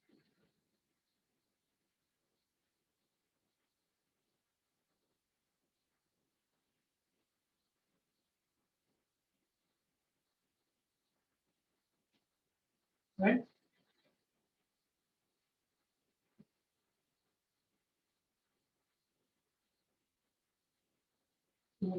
¿Tienes datos de anemia hemolítica clínicamente, ¿no? Ictericia, esplenomegalia, ¿ya? Y aparte de eso, tú ves que en la historia familiar de ella lo que te había comentado, y que es biliar y edades tempranas, ¿ya? Entonces aquí también es esclerosis hereditaria. Vamos acá. Mujer de 32 años con antecedentes en su juventud de bulimia, en tratamiento con antidepresivos y lamotrigina, acude a urgencias por cuadro de unas semanas de evolución de astenia y aparición de hematomas en extremidades. En el hemograma se objetiva 900.000 leucocitos. Acuérdense que los leucocitos normales son de 4.000 a 6.000 o 10.000, dependiendo del laboratorio. Tiene hemoglobina de 4.3 gramos, tiene un volumen corpuscular medio de 89, tiene plaquetas de 6.000, ¿ya? O sea, también las plaquetas están bajas. Acuérdense que las plaquetas normales son de 150.000 a 450.000. Entonces tiene glóbulos rojos bajos, leucocitos bajos, plaquetas bajas, ¿ya? Si es un estudio morfológico, o sea, un protis, y no se objetivan formas blásticas, o sea, no está en leucemia, ¿ya? Se realiza biopsia de la médula ósea, que se informa como acelular con predominio de adipocitos. ¿Qué piensan? Eso, anemia plástica. ¿Ya? Entonces aquí ¿cómo es la respuesta de acá? Anemia plástica severa y constante de progenitores, El tratamiento es el trasplante cuando son menores y, o sea, ya el tratamiento paliativo cuando ya son mayores de edad. Bueno, tenemos este caso de acá, mujer de 54 años, de raza negra, que presenta astenia, somnolencia, parestesias, trastornos de la marcha y pérdida de fuerza y de sensibilidad en ambas extremidades inferiores.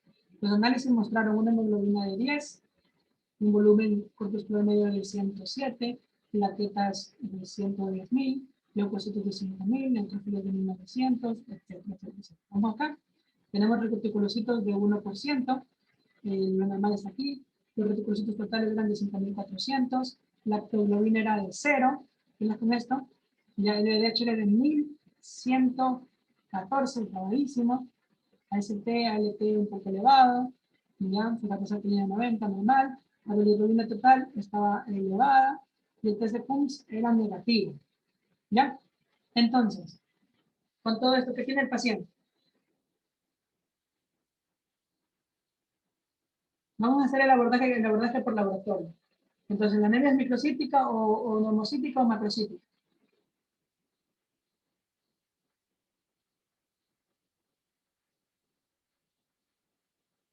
Macrocítica, ¿verdad?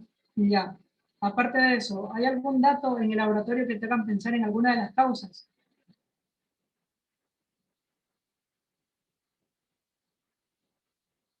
Porque tienes también, si te fijas, tienes también reticulocitos muy bajos. ¿Qué patologías te producían reticulocitos bajos y también un volumen corpuscular elevado?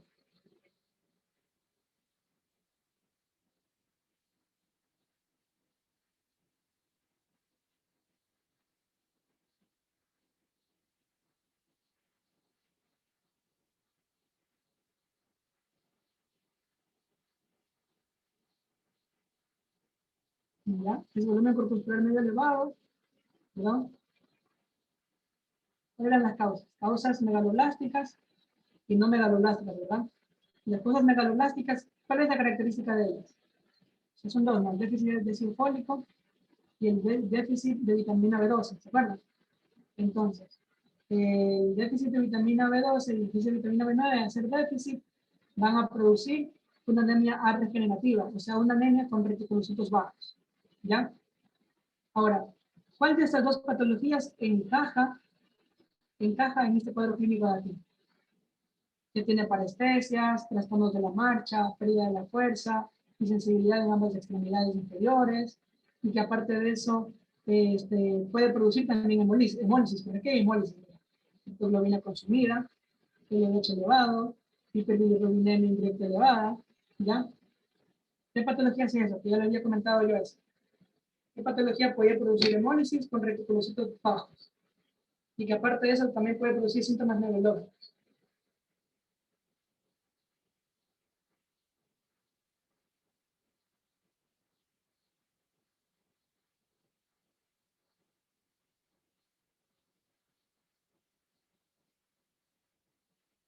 Eso, deficiencia de ácido de vitamina B12. No se olviden de eso.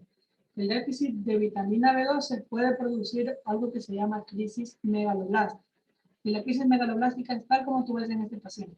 Entonces vas a ver datos de severidad, ya vas a ver que el paciente está haciendo hemólisis, pero esa hemólisis se caracteriza por tener reticulocitos normales, ¿ya? Y acuérdense que la vitamina B12 sirve bastante para la parte de la angiolina y todas esas cosas así, y por tanto puede producir también trastornos a nivel medular, ¿ya? Puede producir un síndrome medular, caracterizado por qué? Parestesias, trastornos de la marcha, pérdida de fuerza, sensibilidad en la extremidad, ¿ya? Eso puede producir la vitamina B12. Entonces no se olviden eso de acá. La vitamina B12 puede producir síntomas neurológicos y también puede producir crisis megaloblástica. Cuidado con eso. A ver, mujer de 35 años sana que consulta por astenia, en el hemograma presenta anemia microcítica e hipocrómica. Volumen corpuscular medio de 68, hemoglobina corpuscular media de 24, con una amplitud de distribución eritrocitaria de 20. Reticulocitos disminuidos, ¿ya? Contenido de hemoglobina disminuido de reticulocitos, discreta trombocitosis. Con el dato de hemograma, ¿qué tiene la paciente?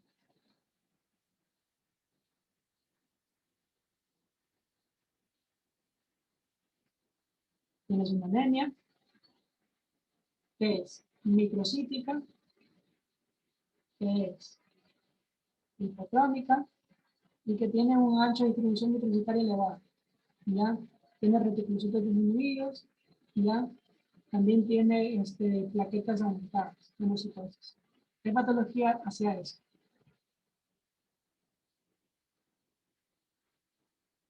Es de repente, ¿ya? ¿Cuál es la causa más común? O sea, ¿cuál es la causa más probable? Pues un déficit de hierro, ¿ya? Una anemia central, regenerativa por déficit de hierro. En un paciente con hemoglobina de 11 gramos, número de hematíes ligeramente elevado, pero hipocrómicos y microcíticos. ¿En qué pensarían ustedes? ¿En qué pensarían? ¿Y qué pedirían?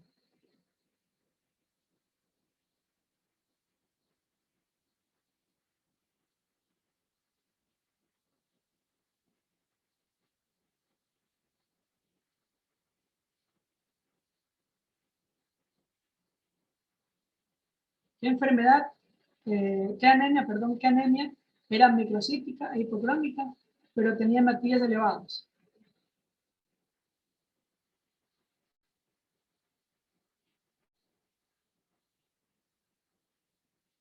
¿Se acuerdan? La talasemia, ¿ya?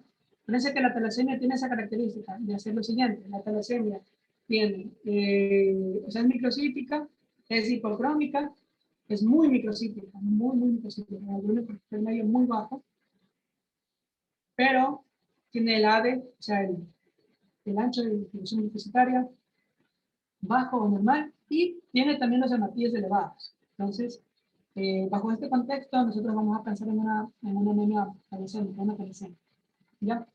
Ahora, ¿cuál es el examen que nosotros tendríamos que pedir? Es este examen que está aquí, que es el de electroforesis de la hemoglobina, en la que nosotros vamos a ver los componentes. Por ejemplo, aquí el componente A2, ya de la hemoglobina, tendría que ser por debajo o igual de 3.5. En este caso, el paciente tiene 4.3. Entonces, te habla de que el paciente probablemente tenga una talasemia, ¿ya? Y una vez que tú ya diagnosticas, o sea, la electroforesis de la proteína, de la hemoglobina, perdón, el siguiente paso es hacer una inmunofijación, ya para tú ya empezar a categorizar el tipo de talasemia que tiene el paciente. En fin. Vamos a seguir. Entonces, tenemos a una mujer de 40 años que acude al servicio de urgencias por síndrome anémico. En la exploración física se observa palidez mucocutánea con tinta ictérica en conjuntivas. En los análisis de sangre periférica destacan los siguientes datos. Los leucocitos normales, hemoglobina disminuida, ¿ya? Volumen corpuscular normal, plaquetas disminuidas, LDH muy aumentado, bilirrubina indirecta muy elevada, hemosiderina en orina positivo, ¿ya? Y este frotis presenta lo siguiente. ¿Qué puede ser esta cosa de acá? Primero, ¿hay hemólisis o no?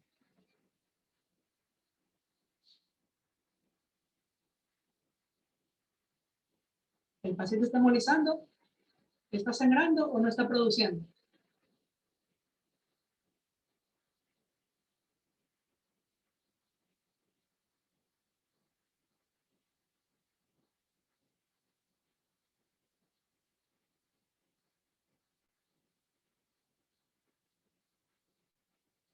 ¿Qué dicen ustedes? ¿Tiene datos en el laboratorio que dicen que está hemolizando? Ponen los criterios. LDH, la bilirrubina indirecta, la lactoglobina. Ya, ¿tiene datos de hemólisis que dicen que está hemolizando o no el paciente? ¿Sí o no? Ya, sí. Ahora, tú le haces, acuérdate que también tiene plaquetas bajas. Ya, yo voy a decir porque es importante que acá. Tú le haces un test de PUMS a este paciente, ¿ya? Y el test de PUMS te sale negativo, ¿ya? Le haces una hemosiderina en orina y te sale positivo. Significa que es intravascular, ¿verdad? Pónganse eso de ahí, pónganse el abordaje. Primero, sabemos que es hemolítica. Lo segundo tenemos que ver si es autoinmune o no autoinmune. Entonces, ¿qué pedimos para saber si es autoinmune o no? Un test de Coombs. Test de Coombs salió negativo. Lo siguiente, como sabemos que es no autoinmune, es saber si es intravascular o no. ¿Qué pedimos para saber si es intravascular? La hemosiderina. Si era positiva, era intravascular. ¿Cuál es lo siguiente? Pedir un frotis. Entonces, si en el frotis tú ves esquistocitos, o sea, eritrocitos fragmentados, tú dices, esto es microangiopatía, ¿ya? Y si no ves esquistocitos, significa que no es microangiopatía.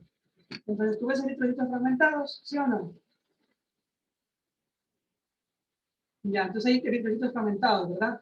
Entonces significa que es microangiopático. ¿Cuál puede ser la causa en esta paciente? Mira que las plaquetas bajas también te hablan de una anemia microangiopática, que generalmente cruzan con plaquetas bajas. Bien, el HELP no puede, bueno, puede ser como no puede ser, nunca no te he dicho que está embarazada, puede ser un síndrome hemolítico urémico, puede ser una coagulación intravascular diseminada. Acuérdense que las causas de coagulación intravascular diseminada son varias, el COVID, la leucemia, M3, etc. ¿Ya? Bien. Entonces tenemos un hombre de 51 años que es ingresado de urgencias por anemia macrocítica. ¿Ya? Tiene anemia macrocítica, pilas. Tiene la hemoglobina de 6.3 gramos sobre decilitros. ¿Ya? Ya sabemos que era macrocítica. En el estudio realizado se descarta un origen carencial. Ya sabemos que no es carencial. ¿Ya? O sea, no es ni vitamina B12 ni vitamina B9. Eso es lo que nos está diciendo. Los reticulocitos son de 2400, son bajos. El estudio de médula ósea es compatible con un síndrome mielodisplásico, como ya estábamos pensando, y en la citogenia muestra una lesión 5Q. Ya, ¿cuál es la información correcta en base a esto? Bueno, esto aquí es un poquito como que más metido, pero los síndromes mielodisplásicos hay de varios tipos. Y uno de ellos, de los síndromes mielodisplásicos, de todos los que existen, es el síndrome mielodisplásico con lesión 5Q. ¿Ya? Que es como que tiene mejor pronóstico porque tiene un tratamiento específico, que es la lenalidomida, que tú le das y generalmente los pacientes tienen una resolución completa de su tema. Bien, entonces vamos a descansar 3 minutos para ver otros casos clínicos. ¿Ya?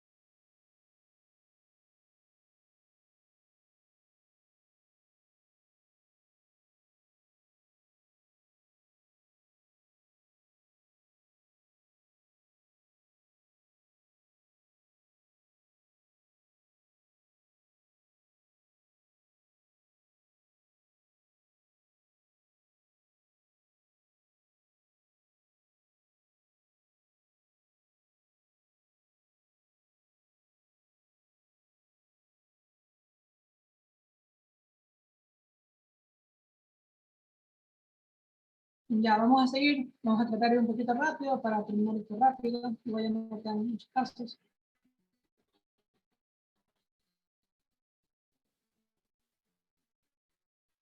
Vamos a citarnos un segundo de la atención. Bien, tenemos una paciente de 39 años que fue a nuestro hospital por disney de esfuerzo, anemia, cansancio progresivo desde hace 8 meses. ¿Ya? Antecedentes quirúrgicos, tiene una miometría por menorragias frecuentes y tiene un régimen catamenial de 3 a 5 días cada mes. Hace 2 meses se añade ardor en la lengua al comer, nota uñas quebradizas, solo tolera alimentos blandos, además tiene disfagia alta, piporofrengia no dolorosa, intermitente, progresiva, crónica, predominantemente que distinta para detritus sólidos. ¿Ya? Examen físico, había de moderada palidez, uñas que eran muy quebradizas, frágiles, luego cóncavas. En la boca se encontró estomatología angular y la lengua depipalada y glositis. Esta es la paciente, ya, tiene las uñas en cuchara, la litis angular, la glositis. La paciente presentaba disfagia, acuérdense que la disfagia puede ser orofaringia o esofágica. La orofaringia, que es el inicio de la deglución, y la esofágica, que es cuando la paciente ya le pasa la comida, pero siente que se le queda después de haber hecho pasar la comida. Lógicamente la paciente no presentaba esto, sino entonces la orofaringia pueden ser neurológicas, como un SB, que no tiene clínica de SB, ni tiene muscular que no te la narra, no tiene que no te la narra, y neopatía que tampoco te la narra. Estructurales puede ser por tuberculosis, porque está narrando la tuberculosis, no te ha hablado infeccioso, no te ha hablado compresivo, pero sí te puede dar las membranas, porque las membranas tienen una característica de producir una disfagia que es intermitente, o sea que no es a todos los bocados, que a veces se presenta un bocado, a veces no, luego otra vez sí, luego otra vez no, y es tal como te decía en este cuadro de acá, ¿ya? O sea, no dolorosa, intermitente, progresiva crónica, ¿ya? Y que como que predomina sólido. Esa es la característica de las membranas. O también puede ser una motilidad alterada, que es cuando tú ya descartas todo esto de acá y te vas ya a estudios más avanzados con el especialista. Este es el abordaje cuando la disfagia no es orofaringia, sino es esofágica, o sea, cuando ya hayas podido dar el bocado, ¿ya? Que tú cuando es solamente para sólidos piensas en algo estructural, ¿ya? Y cuando es para sólidos y líquidos piensas en algo ya funcional. Cuando es algo estructural sí es progresivo y se encuentra en cada uno de los bocados que el paciente da, o sea, se encuentran las evoluciones, ¿ya? Puede ser algo estructural como una esofagitis, una estenosis esofágica o un cáncer, ¿ya? Pero si es intermitente, lo mismo. Los anillos, la esofagitis eosinofílica, que también son múltiples anillos que se forman en el esófago. Y si es sólido, es algo ya algo de la funcionalidad, ya tenéis que hacer una mamografía para hacer la histocomastia. Por ejemplo, si están pasando todos los bocados y todo eso, tiene ilusiones, puede ser una hipoedemia, puede ser una falacia, y si es intermitente, puede ser una espalda esofágica distal. Bien. Entonces, ¿qué tiene este paciente? Hemos hecho una biometría hemática el paciente tiene una anemia, ya tiene una anemia disminuida, perdón, una hemoglobina disminuida, el volumen cortical medio está disminuido, ¿ya? Y está disminuido también esta acá, o sea, es una anemia microcíclica, y ya y probablemente también hipotrómico. Todo eso está normal bajo, los reticulocitos están elevados, ya tienen un índice reticulocitario que es lo más importante, disminuido, pero eso aquí ya no te importa. Y ahí tiene un hierro sérico también disminuido. También tiene el perfil del hierro alterado, y por tanto se trata de una anemia ferropénica según el laboratorio. Ya, y le haces un frotis, y el frotis tú ves lo característico de la anemia microcítica, o sea, de la anemia ferropénica, que es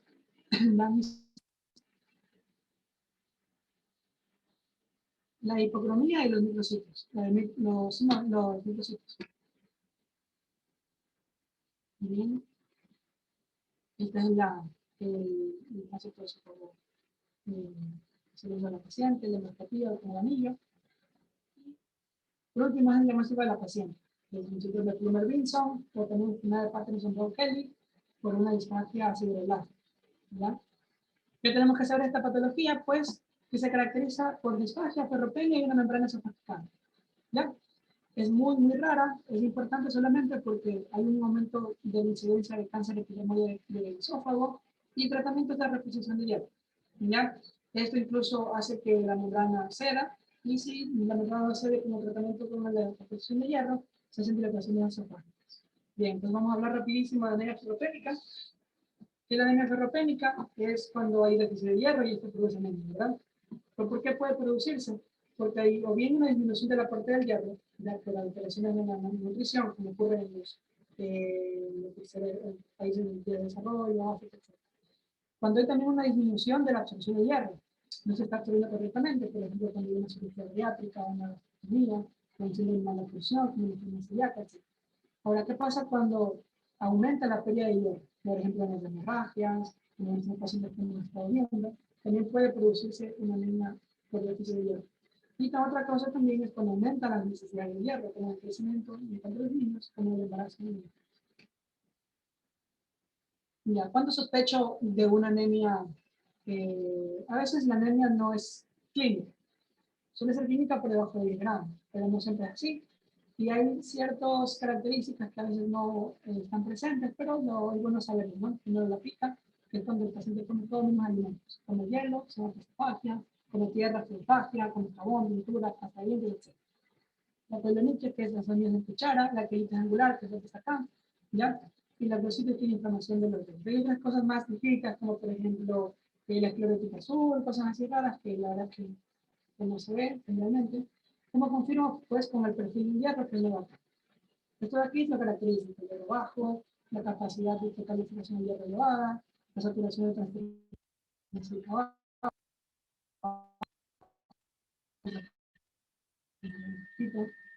el propio vas a encontrar lo que sabíamos, ¿no? Eritrocitos microcíticos, hipocrónicos y anisocitosis. O sea, muchos tamaños, ¿ya? Vas a ver células rojas nucleadas con plaquetas elevadas, ¿ya? Y por la causa de la anemia. Ahora vamos a hablar de cómo tratar una anemia ferropénica, ¿ya? Una anemia. De preferencia se trata de hacer un tratamiento oral, ¿ya? De preferencia tiene que ser oral. Bien, ¿cómo se trata? En adultos, tú das 100 a 200 miligramos de sulfato ferroso al día, y si es niño, tú vas a dar 3 miligramos por kilogramo de peso al día en niños. Y todo esto de aquí tiene que tener una duración de tratamiento por 3 a 6 meses. Eso es todo. Ahora, la vitamina C, los cítricos y esto de acá, va a mejorar la absorción del hierro, ¿ya? El calcio, taninos, fitatos, cereales, todo esto de acá va a disminuir la absorción del hierro. O sea, tú vas a tratar de evitar de que el paciente tome el hierro junto con esto de acá, ¿ya? ¿Cuál es el efecto? ¿Cuál es el efecto que nosotros esperamos para decir que nuestro tratamiento está haciendo efecto? Pues que en 3 a 4 semanas de tratamiento aumente la hemoglobina al menos un 50%. Si eso no está pasando, significa que el tratamiento no está haciendo efecto. ¿Ya? Cuando nosotros indicamos un tratamiento parenteral, cuando queremos hacer una reposición rápida del hierro, o cuando sabemos que la anemia es intratable, o es persistente, o hay una intolerancia labial. ¿Ya? No utilizamos lo otro. ¿Qué tipo de hierro parenteral se utiliza? Hay de dos tipos. El hierro hierro sacarato, que es el que está aquí, ¿ya? Y el hierro carboximaltosa, que es el de acá. El sacarato viene en una presentación, que es la que está aquí, de 100 miligramos en 5 ml. O sea, cada ampollita de aquí tiene 100 miligramos, cada ampollita de acá tiene 5 ml. El hierro carboximaltosa tiene más presentaciones, como 500 miligramos en 10 ml, o 50 miligramos en 1 ml, etc. ¿Ya? ¿Cuál es el riesgo? Pues, lógicamente, un shock anafiláctico. Ahora, ¿cómo nosotros reponemos el hierro? Tenemos que primero calcular el déficit de hierro del paciente a través de esta fórmula de aquí, que es la fórmula de Lanzoni. Después tenemos que en el paciente añadir una pequeña porcioncita de hierro intravenoso, por ejemplo 25 miligramos en 3 minutos, y ver la reacción. Pero si no hay ninguna reacción desfavorable, ya podemos poner la dosis completa que amerita el paciente según la fórmula de Lanzoni en 2 a 3 horas. Y tenemos que siempre vigilar los primeros 30 minutos para que no exista algún efecto adverso, ¿ya? Y nunca tenemos que dar más de 600 miligramos semanales. Bien, entonces vamos a hacer rápido esto de acá. Tenemos un paciente de tercer nivel de atención en la sala de postparto del Hospital Ginecobstétrico y Pediátrico Universitario. Entonces, tenemos una paciente femenina de 24 años de edad, cursa con periodo fisiológico inmediato, por parto único espontáneo de 4 horas de evolución, al momento alerta, orientada, colabora con el interrogatorio, deambula, refiere dolor hipogástrico y leve sin irradiación, el examen físico normal. Bueno, aquí tiene las cosas pálidas, no está histérica, que está bien, el tórax está bien, el abdomen también está bien, está depresible, doloroso de la protección profunda, es lo habitual. El útero, eso es importante ver la inclusión uterina, lo normal es que esté por debajo de la secreción umbilical, ¿ya? Está más o menos 2 brazos de dedos, los glóbulos son escasos infectios, o sea, no hay no hay datos de infección, las extremidades están normales, los reflejos post-operativos están normales, ¿ya? Esos son los datos, los signos vitales de la paciente, los cuales están dentro de los parámetros normales, con un informe 0, que es la talla de peso de la paciente, y se realiza una biometría hemática de control, la cual se evidencia una hemoglobina de 7.5 gramos. ¿Ya? Entonces, se decide realizar un tratamiento intravenoso con la paciente, ¿ya? Y vamos a ver todo este caso clínico es para practicar esto de acá, o sea, la reposición de hierro intravenoso. Entonces, ¿cómo se utiliza la fórmula de Ganzoni? Esta fórmula nos va a decir el déficit de hierro que tiene la paciente. Entonces, esta es la fórmula, peso en kilogramos por hemoglobina objetivo menos hemoglobina real, multiplicado por esta constante que es 2.4, más los depósitos de hierro. Ahora, esto de acá, que es hemoglobina objetivo, y depósitos de hierro son también constantes, pero van a depender del peso de la paciente. Bueno, realmente la mayoría tiene más de 35 kilogramos, la mayoría de adultos. Entonces, vamos a ver de la siguiente manera. La hemoglobina objetivo, que nosotros nos vamos a plantear, si es la paciente tiene menos de 35 kilogramos, es 3. O sea, aquí nosotros escribiríamos, como constante 3, ya en este caso. Pero si es mayor a 35 kilogramos, escribimos 15. Y eso es todo. ¿Ya? Y si la paciente es nefrópata o tiene cáncer, pues vamos a poner 11, porque necesita menor cantidad de esto. ¿Ya? Ahora, el depósito de hierro, que es la cosa de aquí, vamos a cambiar. Si es menor de 35 kilogramos, vamos a poner 15 miligramos por kilogramo de peso. Y cuando es mayor a 35, 500 miligramos. Entonces, en base a nuestra paciente que tenía un peso mayor de 35 kilogramos, la fórmula nos quedaría así. Y pesaba 68 kilogramos, entonces nos quedaría así la fórmula. 68 kilogramos por el objetivo que es 15, ¿sí? 15, mayor de 35, menos la hemoglobina que tiene ahorita, que es 7.5 gramos, por la constante, más 500, porque parece que dije que 500 es el depósito de hierro mayor de 35. ¿Ya?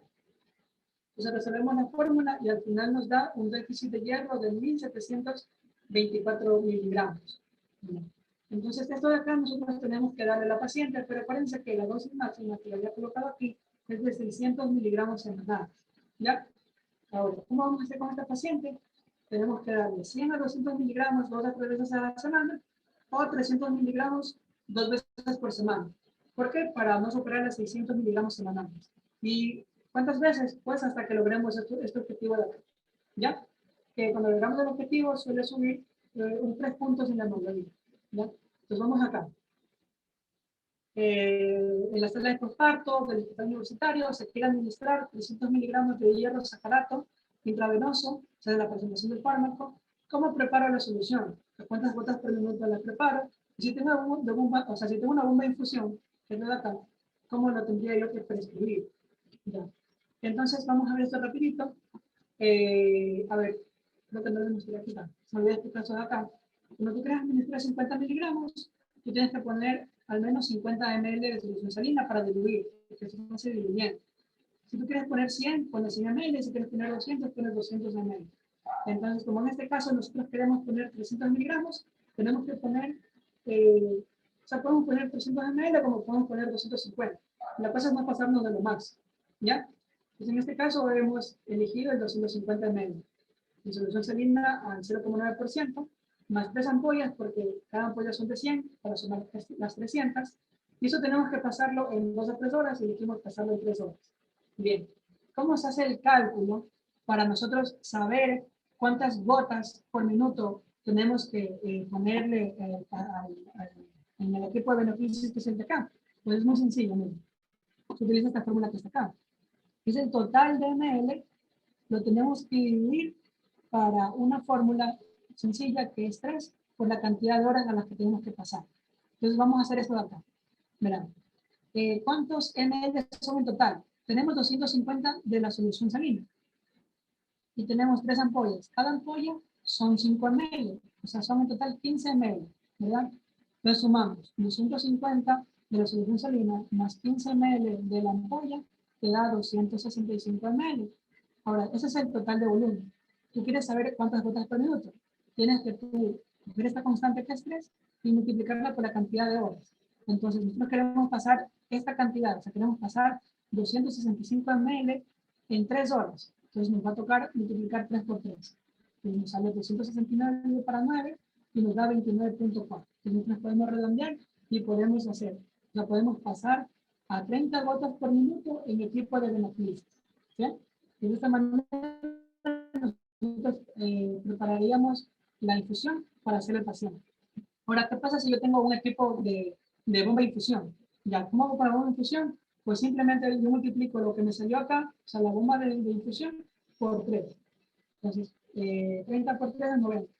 Entonces aquí tú solamente pones aquí en el sistema para que te salga 30 ml, o sea, 90 ml hora. ¿Ya? ¿Y ya? Simplemente se va bien. ¿Por qué es importante esto? Porque el médico es el que prescribe. ¿Ya? Entonces tú tienes que saber cómo explicarle al licenciado de enfermería, que es el que va a administrar el medicamento, cómo poner el pago. Entonces por eso te traigo aquí también el formulario 005, que es el formulario de evolución y prescripción, para que sepas cómo se maneja en el Ministerio de Salud Pública. Entonces, el encabezado no es otra cosa más que llenar lo que te pide, en la parte de acá pones la fecha y espermamá, ¿ves? Entonces pones todo lo que tiene de espermamá, el estado de conciencia, la proteinuria, tienes que escribir espermamá 0, ya, y siempre cuando tú estás en sala de posparto o una embarazada, tú en la parte en la izquierda acá tienes que siempre poner VIH, VDRL y la hemoglobina si está alterada, ¿ya? Porque digamos, si tú quieres poner en las prescripciones lactancia materna exclusiva, no lo vas a poder poner si es VIH positivo, entonces por eso es importante, ¿ya? En la nota de posparto, que es la parte de acá, es exactamente lo mismo que ya leímos, solamente que colocado aquí en este espacio, ¿ya? Y lógicamente al final va la instrucción diagnóstica que tiene la paciente, que es un parto único espontáneo, fertilidad inmediata, y un ambiente completo perfecto. Ahora, siempre tenemos que empezar con medidas generales, como por ejemplo el control de signos vitales de acuerdo al paciente. Como está en posparto, tenemos que controlar los signos vitales, tenemos que controlar el tono y la involución uterina, tenemos que controlar el sangrado intestinal, tenemos que activar la enfermería, tenemos que darle aseo personal a la paciente, tenemos que darle lactancia, darle asesoría, darle planificación. Y aquí vienen las medidas farmacológicas. Ya, generalmente ellas llevan algo de Panadol, como por ejemplo paracetamol, dependiendo de cuán difícil fue el parto. Cuando no es tan difícil, no hay ninguna complicación, se suele dar amoxicilina 15 miligramos hasta 8. Si tuviese que hacer episiotomía, episografía, o profundamente así, puedes darse palexina, 500 miligramos cada 6 horas. Si hubo líquido tenido 3 cruces, o si hubo una rotura prematura de membranas, tienes que poner intravenoso, ampicilina 1 o 2 gramos cada 6 horas, etc. Ahora vamos a lo que nos compete a nosotros, el diario. Mira, entonces aquí lo tienes que poner redactado, cómo tienes que prepararle, o sea, cómo tiene que ser, cómo la enfermera tiene que administrar el medicamento. Entonces requieres hierro sacarato intravenoso, 100 miligramos, 5 ml, diluir 3 ampollas en 250 cc de solución salina, 0,9%, y pasarlo a 30 gotas por minuto en 3 horas. De esa manera tiene que ir prescrito, ¿ya? Tienes que poner también que vigile la administración en los primeros 30 minutos, que te comunique las novedades y que luego se haga un programa de control. Entonces, perdón, ¿qué tenemos que saber ya estamos terminando, de la anemia del embarazo? Pues, ¿qué es? Ya sabemos, la anemia en el embarazo. Lo mismo, pero en el embarazo. Ahora, ¿por qué ocurre la anemia en el embarazo? Ocurre porque hay un aumento en necesidades del hierro. Entonces, por ejemplo, el requerimiento total del hierro, solo fíjense en esto, de 100 a 350 miligramos, el feto y la placenta no utiliza. 500 miligramos se utilizan para la formación de los trocitos y 250 miligramos de hierro se pierden durante el trabajo del parto y el parto, ¿ya? En total, durante todo el embarazo se pierden cerca de 1100 miligramos de hierro, ¿ya? El requerimiento diario de hierro es de 0,8 miligramos al día en el primer trimestre y cerca del tercer trimestre son de 7,5 miligramos al día. Pero si tú te fijas, la dieta solamente cubre 1 a 5 miligramos al día. Mira lo que se está perdiendo durante todo el embarazo.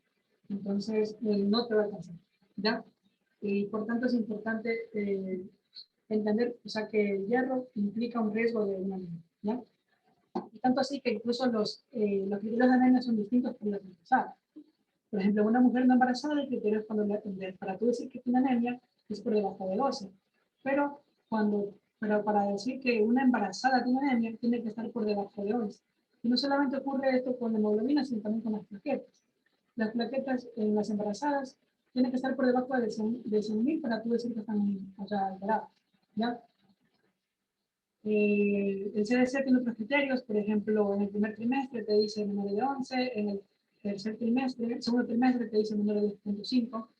Bueno, entonces se debe porque hay un aumento del volumen plasmático, hay disminución de la reserva de hierro, hay consumo total del hierro, ¿ya? Y tú dices que es leve cuando es menos de 11, moderado menos de 10 y grave menos de 7.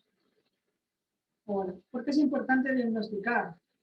Porque la anemia en el embarazo puede producir un parto prematuro, puede producir bajo peso nacer, puede producir pequeña pérdida gestacional, un aumento de riesgo materno de infección por parto, hay una disminución del hierro. En cambio, eso es la anemia.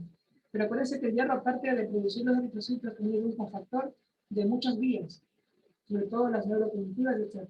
Y por tanto puede producir disminución de la concentración, memoria, el reconocimiento auditivo, el desarrollo y el aprendizaje. ¿Ya? ¿Cómo yo puedo prevenir la anemia en el embarazo? Pues primero tienes que hacer una biometría hemática completa, al menos una antes y otra después de la semana 20 de embarazo, ¿ya? Para que sepas si está anémico o no. Y siempre tienes que solicitar una biometría hemática en la captación del embarazo, esto es fundamental, ¿ya? Ahora, preconcepcional, o sea, si tú estás haciendo un embarazo planificado, ¿qué puedes hacer para prevenir esto? Pues tú puedes dar hierro elemental más ácido fólico, que tiene una presentación de 60 miligramos de hierro elemental más 400 microgramos de ácido fólico, y oral una vez al día durante 1 a 2 meses, ¿ya? Antes de que se embarace, lógicamente. Y también puedes dar ácido fólico, 5 miligramos hasta la semana 12 de embarazo, si la paciente tiene antecedentes de epilepsia, defecto neuronal, si es diabética insulino dependiente, o si tiene el IMC mayor a 35. Entonces tú le puedes ayudar a prevenir muchas cosas. Ahora, si ya está embarazada, ¿qué es lo que tú vas a hacer? Tú vas a darle hierro elemental, más ácido fólico, 60 miligramos, 400 microgramos, por vía oral, una vez al día, desde el inicio, o sea, desde el diagnóstico del embarazo hasta 3 meses postparto. Ya eso te dicen las guías del Ministerio de Salud Pública. Eso sirve para prevenir la anemia en el embarazo. Ahora, ¿cómo trato la anemia en el embarazo? Pues el primer paso, o lo que generalmente se hace, es aumentar la dosis de hierro más ácido fólico a 2 veces al día. ¿Ya? Ya que tú le das de 60 miligramos y 300 microgramos. Si esto no funciona, o sea, generalmente tú evitas hacerlo, tú puedes dar sulfato ferroso, ¿ya? 100 miligramos al día, solo si es eventualmente necesario, si no, no se trata de no hacer. No está indicado el tratamiento para entrenar durante el primer trimestre, y hay que evitarlo a toda costa durante el segundo y tercer trimestre de embarazo. Bien, entonces vamos a ver rápido de la anemia en el puerperio. Lo primero es discernir entre una anemia que complica el puerperio y una anemia por deficiencia de hierro que no complica el puerperio. ¿Por qué es importante esto? Porque la anemia que complica el puerperio es un tratamiento hospitalario, se necesita un tratamiento hospitalario. Por eso es que esta es la misma prescripción del caso pasado. Vemos cómo la paciente está recibiendo hierro intravenoso, esto de acá, y el diagnóstico de la paciente es una anemia que complica el puerperio. Pero si tú la quieres ya mandar a su casa, a un centro de salud, a través de una referencia inversa, una contrarreferencia, tú no puedes mandarle a la paciente con un diagnóstico de anemia que complica el puerperio, porque se supone que eso es un diagnóstico hospital y que no, tú no le podrías mandar a la paciente privada. ¿Ya? Entonces, por ejemplo, aquí le pones como si es anemia que puede tener hierro, ya aquí está lo que le has hecho a la paciente. Siempre tienes que tú mandar, cuando mandas una embarazada, tienes que tú mandar siempre con el diagnóstico de VIH y el DLR, ¿ya? Independientemente de lo que dé la paciente. Ya siempre también el estado normal, siempre cuántos días de periodo tiene, y si está alerta y orientada, si tiene signos neurológicos, ¿ya? Y acá tienes que poner lo que le has dado, ¿ya? Y acá lo que tú quieres que le den al paciente en el centro de salud. Entonces, paracetamol, 5 miligramos cada 8 a las 7 días, amoxi hasta 500 cada 8 a las 7 días, el hierro IV, lo que le queda del tratamiento, y luego continuar el ácido fólico más el hierro por 3 meses. Ya, porque recuerda que la guía te dice que tienes que suplementar hasta los 3 meses. Ya. Ahora sí, para finalizar, el último caso, tenemos una madre que agenda por call center una cita para medicina general en el Centro de Salud Monte Sinaí para valoración de su hijo de 4 meses de edad. Es la evolución, lactante masculino de 4 meses de edad, con antecedentes de prematuridad, viene acompañado de su madre, quien refiere que su hijo estuvo hospitalizado por síndrome de membrana de orina, modificador estario de Guayaquil, durante 7 días. No ha requerido hospitalización subsecuente, control con pediatría en un mes, al momento el paciente se encuentra alerta, llanto enérgico, reactivos, evidencia bioquímica actualizada traída por la madre, la cual aporta los siguientes datos. De relevancia, una hemoglobina de 12.2. ¿Ya? Volumen corporal disminuido y pesa 6.5 kilogramos. Entonces, vamos aquí a tratar de hacer rápido esto de acá. En los niños, acuérdense que la dosis era 3 miligramos por kilogramo de peso al día. ¿Ya? Entonces aquí simplemente, por ejemplo, para esta presentación, que es el sulfato ferroso, 25 miligramos de mismo L, el líquido oral en gotero, ya tú vas a tener que dar esto de acá, simplemente tienes que hacer una regla de 3. Y si pesa 6.5, multiplicas los 3 por 6.5 y es la cantidad de miligramos que vas a tener que dar. ¿Ya? Ahora si en un ml hay 25 miligramos, dependiendo cuántos miligramos te salió, vas a tener que calcular por regla de 3 cuántas gotas vas a tener que dar al paciente al día. ¿Ya? No vamos a hacerlo porque no es muy tarde. Y cuando es por jarabe, es lo mismo, el mismo paciente solo puede dar, pero los otros pacientes van a dar de otro peso. Si es el cambio en jarabe, pues exactamente lo mismo. O sea, 3 miligramos por kilogramo de peso, hacen el cálculo y según la presentación del fármaco, por regla de 3, sacas cuántos ml vas a tener que darle al paciente al día, ya por 3 meses separado de comidas. Ahora, ¿cómo se hace la prevención? Bueno, se hace, bueno, ya yo la verdad que no, en el centro de salud no hemos llegado hasta acá, pero eso sí se hace. Son las chispas, que no es nada más que un suplemento que tiene multivitamínicos, hierro, etcétera, etcétera. Entonces, eso se da a partir de los 6 meses, se le da un sobre pasando un día, ya durante 2 meses, luego hasta completar los 6 meses, y en fin.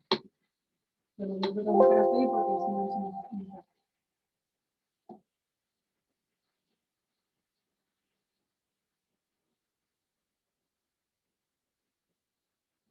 Bueno, eso es todo. Muchas gracias, Byron, por tu intervención. Creo que ha sido bastante detallada y agradezco. Y les deseo un buen día y recuerden que continuamos el día de mañana.